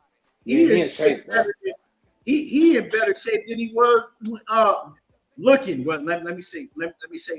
He looked like he in better shape than he was when he fought Bud. Right now. Right now. And that's not saying like, oh, if he was in that type of shape, he would have fought. I'm just saying he's in hella shape. And so he doing something. You know what I'm saying? But I think another thing is he's changed his whole lifestyle. You know what I'm saying? Like it's a lifestyle change with him. He's changed his lifestyle. I think that Jermell Charlo stay in shape. You know what I'm saying? Jermell Charlo ain't never a fighter that's just gonna blow up. I think he stay in shape. I think, man, I want to see the fight, bro. Yeah, me too. That'll be a good fight too. Yeah. But what you got, Dixie in the comics?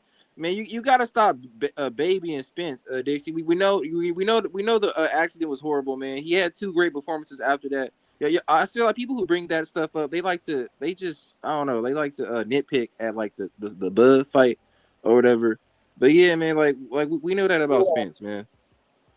But I think the reason that Spence hasn't come back, I think more so is that when you don't have no trainer, you know what I'm saying? It ain't easy to find a trainer when you used to, for one, right?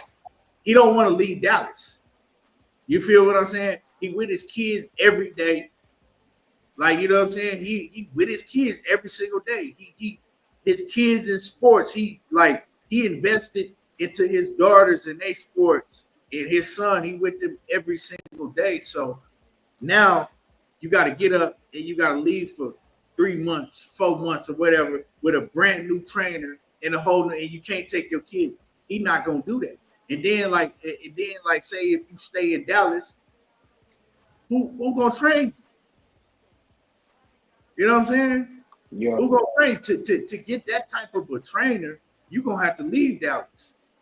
Yeah. So I think that's a big reason why we ain't seen him come back, because I think it's kind of like he in and out. Like, okay, man. Like, yeah, you've been with Derrick James since you're 15. Now you got to find another trainer that you can mesh with, and you ain't willing to get up and go to another state for 3-4 months and leave your kids. He might not even be able to leave his kids. You feel what I'm saying? He might have it to where his kids, he can't just get up and leave his kids. So he live a whole different lifestyle. And when you got kids, I have kids, so I know that, you know. You can't just get up and do that like that. So it's a different it's different for him, man. right. It looks like he got custody of his kids, so because he have them all the time. So right. And Dixie, man, you gotta use common sense, bro. Like, look, like that didn't the accident didn't translate in the ring. That's the important thing. Like, he had 2 fights, he looked good, it didn't translate in the ring. Yeah, he got hurt. We ain't gotta get. I don't want to get it all to that. That's over with, you know. Yeah. Like I said, man, you gonna have your opinion. I'm gonna have mine. You know what I'm saying? Roach gonna have his. You know, my man's in the comments gonna have. Everybody's gonna have an opinion on that. But I think, man, we just gotta. That's water on the bridge, man. It happened. We talked about that 5-6 years. It finally happened. That shit been over with for 3 years, and this is right. We got too much shit going on to be talking about that, you know. Yeah. And about Jermell Charlo calling everybody out, I think he most definitely got to stay away from Boots. Like, he got to stay far away from Boots, man. Who? Charlo? Jermell Charlo. Yeah. I feel like Boots will beat the heck out of Charlo, bro. He got to get away from Charlo. He got to get away from Boots. I wouldn't say beat the hell out of him, bro. Like, we just got to see. Yeah, I don't know. For real? Y'all think he got a chance against Boots? I mean, if he get back in the fold, like, I mean, if he just hop right back against Boots now, he probably will fuck around and get sparked. But bro, like I if feel like Mel no get back type in the of Charlo fold, could beat Boots, bro. Like not even I don't Prime. know, bro. I don't know. If Mel get back in the fold at 54 and like he fight 2 fights or something like that, and he back in contention, bro, Mel and Boots will be a lot closer than what you saying. For it, you think it'll be 50-50? Yes. Nah, get out of here, bro. Get out. What? Yes, bro. Boots, Bro, Mel that'll be an Charlo. easy fight, bro. That's Hey, easy bro. work. I will say this though. I can't be mad at how you saying about Jermell Charlo the way he fought that Canelo fight, bro. That was bad, bro. That was bad. I can't lie. That was very bad. I was very disappointed in him. But you know, he represent my home city. So, hey man, I was hurt. I ain't gonna lie. That Canelo fight hurt my feelings. I can't even stunt. Hey, I'm gonna say, I think that, man, he got a lot of shit how he fought Canelo, but I don't think he did that horrible. I think he did a lot better than a lot of people gave him credit for. You know, I mean, you got to think, man. He came up two weight divisions. Yep. Wait, he came up 2 weight divisions. Came off a hand surgery in a 17-month layoff. What the hell y'all not even finna go in there? I was talking shit to people that was everybody was going, oh man, Jermell Charlo going. I kept trying to tell people, man, Jermell Charlo gonna go in there and get his ass off a 17-month layoff, a hand surgery, and moving up 2 weight divisions. Right? It was like, come on, man. Like it wasn't happening. But you know, and I think he took the fight for the wrong reasons. You know what I'm saying? This ain't no the Terrence Crawford situation. Different. Terrence been thinking about this shit and studying this shit for what 2-3 years now. Yep. Right? Probably once he beat Spence. Yeah, as soon as he beat Spence, he been studying and looking into this shit for a long time. Mm-hmm. Jermell Charlo kind of was like, oh shit, well, fuck it. How much y'all gonna pay me? Fuck it. I'll step in front of my brother. It wasn't nothing that he was even thinking about. He got up off the couch. He got up off the couch for that fight. Yep. He got up off the couch because his brother dropped the ball. You know what I'm saying? They was trying to keep. They was trying to. Canelo was really trying to pick off his brother, knowing that his brother was in rehab and you know what I'm saying, going through all type of shit. And PBC stopped that. Like, nah, we ain't finna let you do that. But we gonna holler at Jermell and see if he want to take it. Jermell on the couch like shit. Y'all gonna pay me what? All right. So he ain't even take the fight for the right reason. It wasn't like he was undown Canelo. He was looking for him. You know what I'm saying? It was just on some shit. I'm gonna get a payday, and it is what it is. If y'all look at the lead up to the fight, Jermell wasn't even talking like he was gonna be Canelo. Yeah, he was real respectful. Hella respectful. There was a whole bunch of ifs. When a nigga starts saying if to me in the fight, there was a whole bunch of ifs and all. Like he ain't even think he was gonna beat Canelo. You know what I'm saying? I know how Jermell act when he gonna whoop your ass. He had that aura about it. But man, I gotta get ready to wrap it up. I wanted to talk about T.O. ducking Shakur. T.O. that ducked everybody. This nigga the biggest duck in boxing, flat out. I wanted to get on that, but man, I'm gonna have to come on tomorrow and cook on that. Because T.O. a fraud. I knew it was gonna happen too. T.O. a fraud. That's not lying. That nigga a fraud. He flat out ducked Devin. Like we gotta look at all the fighters that he ducked. Yeah. He ducked Devin. He ducked Subriel Matisse, and then let Subriel Matisse slap him in his shit. He ducked Richardson Hitchens because instead of fighting Barbosa, he could have fought Hitchens. Who else he ducked? So he now he ducked Shakur. And Shakur called him out. I'm glad Shakur putting him on blast because T.O. trying to make it like he keep on putting shit out there like, oh yeah, I'm gonna do this to Shakur. Shakur like, nigga, we already agreed to fight. Like, nigga, you ain't agreed to shit. Like you trying to fool the fans. And Shakur needs to stay on that nigga element, right? Every step of the way, let everybody know how T.O. pump fake. Behind the scenes, he doing one thing for the audience, but behind the scenes is a whole different story. My man say,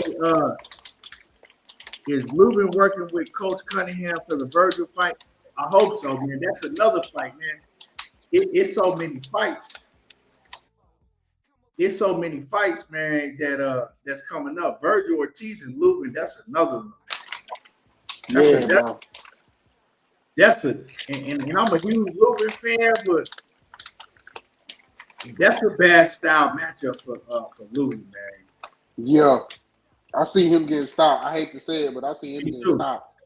Yeah, Virgil. I think Virgil will stop that. Yeah, Virgil stop Lubin. Yeah, bro. Oh yeah, Lubin not that good, honestly, bro. Lubin good. Lubin very good. He real good. What? But Lubin but Lubin is real. Lubin a hell of a fighter. But the only thing with Lubin is that his defense is leaky, and he don't have a good enough chin for his defense to be leaky. Yeah. He got. You was impressed with that last Lubin fight? Everything, boxing? Against Hall. Yeah. He didn't look that impressive. Nah, but I've seen him look a lot better than he did in that fight. I've been watching Harrison Lubin since he was a kid. So, okay. Never mind. My bad. I got the whole body of work of Errol Lubin. Errol Lubin is hella talented. He can fight, but his defense is. If you got to grade his defense from if you got to grade his defense, you got to probably like a C minus. I give him a C. He got a C level defense, and he got a lot of heart, but his chin is probably C level too. Yeah. So you can't have no C level defense with a C level chin and go in there and get somebody like that, like Virgil Ortiz that know how to cut off the ring, that's relentless, and he cracked. Yeah. And he know how to break you down to the body. So I just don't. This ain't no. What's the Mexican that Errol Lubin fought that people say? Jesus Ramos Jr. I thought he beat Ramos, but this ain't no Jesus Ramos. Virgil on a different level. Yeah. But and the thing is, if you fuck around and you fight Virgil after he didn't got all that experience, he didn't got the experience with Madrimal. He didn't got the experience with a boy check. Like he's a seasoned fighter now. You know what I'm saying? Yeah. And yeah, man, I'm like, and I like Virgil. I fuck with Virgil, but man, I rock with this is one. I gotta say, I'm rooting for Lubin, but I got Virgil winning. Yeah. I got Virgil winning that fight, man. But, the fight, and then the fight that we want to see, I want to see Virgil against Boots.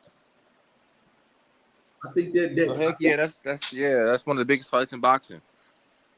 Virgil against Boots, man, is a hell of a fight.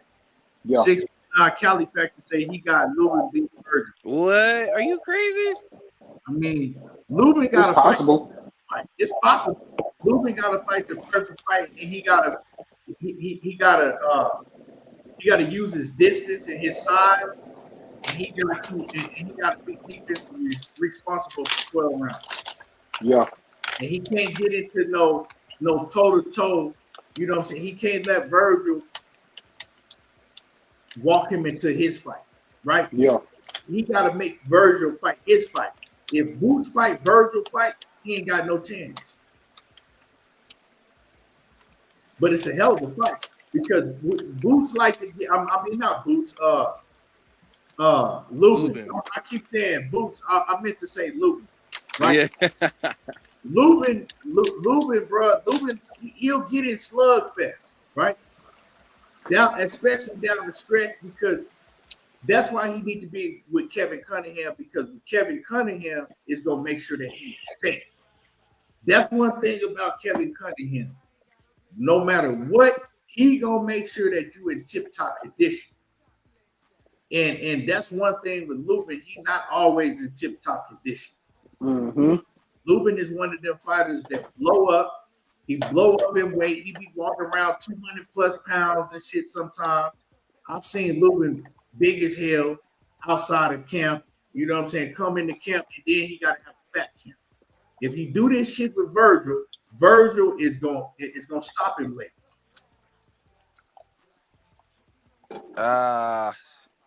If you do it with Virgil gonna stop him late.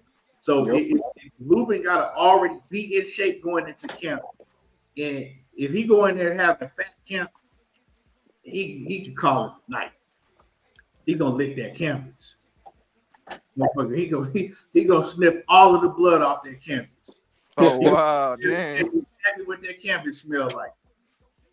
Yo, is Virgil and Lubin, is that a part of the PBC versus Golden Boy event? It could be. We don't know. Oh, y'all! I forgot that they was talking about that PBC versus Golden Boy. They was setting that up. They ain't said nothing about Is it Sebastian Fundora and Keith Thurman on that card? Sebastian Fundora and Keith Thurman is both PBC fighters. Oh, duh, yeah. no, but I'm glad you said that, because remember, y'all remember when Oscar De La Hoya came out and he said that he said that they was gonna be working with PBC to put something big together. We ain't heard nothing else about this shit. Yeah, all I heard was Barboza and Frank Martin. I heard they gonna put that on there. Well, you heard? I ain't heard nothing about that. Oh, yeah, wait, you didn't hear that? Frank Martin and Barboza fight? Yeah. They said they was gonna put that on the card. That's a rumor. I don't really like that.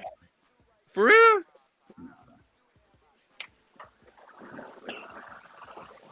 It's too many other fighters at 140 that I would have loved to see Frank Martin fight. Yeah, especially Keyshawn, most definitely. I was about to say Frank Martin and Keyshawn, bro. That's the fight. That's a big. But that's a main event. That's a big fight. Yeah, you're right. Yeah, and Keyshawn out right now. They could have put, bro. They could have put Frank Martin and Pitbull. I like that fight. Yeah. Wait, is Pitbull Golden Boy? Huh? Pitbull PBC. Yeah, they both PBC. Yeah.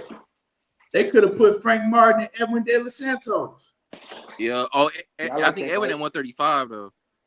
Edwin big as hell. I know. Yeah. He looked like he's Edwin 140 easy. Edwin go to 140 easy.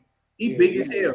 Like, and him making 135, I think that shit gonna take a lot out of him. Wait, everything. I think Edwin fighting Andy Cruz, bro. I ain't hear about that. I think so, bro. Because I think Edwin fighting Zepeda or Andy Cruz. I don't know about Zepeda. Just got none fight. Yeah. Because Turkey said he wanted to make Zepeda Andy Cruz. Since I love that fight. That's a hell of a fight, but I mean, like it's too many 140 pounders that I would like to see Frank Martin come back and fight. Like Barboza, bro, that shit just don't move the needle, bro. They don't excite you. It's not a good stylistic fight. Like that ain't a fight that is going. They styles ain't gonna make for an exciting fight. Really? Nah, hell no, bro. Because Arnold Barboza, he could get aggressive. Arnold Barboza he can't punch his way through a wet paper bag. He ain't got no pop like that. Like I would like to see Frank Martin come back against somebody that got some explosiveness. You know what I'm talking about? That to really test him. You know, to really test him, bro. I don't like that. I ain't really. Dub right side, what it do? Man, you gonna come up here. I'm finna wrap the show up. Doug, I'm finna wrap the show, man. I gotta get my ass. Shut the motherfucker down. And I already know how that feels when niggas jump on late on the panel, nigga. Yeah, I already know how it feels. Yeah, man, I gotta get my ass to work anymore. I should have been off this mug, bro. Nah, do your thing, bro. I just want to come up and show you some love, brother. But yeah, man, I appreciate you, man. I ain't even got to chop it up with you in a long time, man. We've been on here for like 2.5 hours already. Man, Keem, man, I've been looking at my damn cowboy bullshit, man. So I'm like, hey, it is what it is, man. It is what it is. Hey, Michael Parsons got up out of that hellhole. I'm glad for him too, and he got paid. Yeah, shout out to Michael Parsons, man. God damn. But hey, man, much love, bro. I'm gonna wrap it up, man. I appreciate y'all, man. Come rocking with me on the panel. Jab, like said, like Shakur. Man, man, I appreciate y'all come rocking with me, man. Everybody in the chat, I appreciate y'all coming through, rocking out. Make sure that y'all hit the like button. You know, if I'm gonna try to get on here tomorrow and do a little quick live because we still got some shit that's, you know. For sure.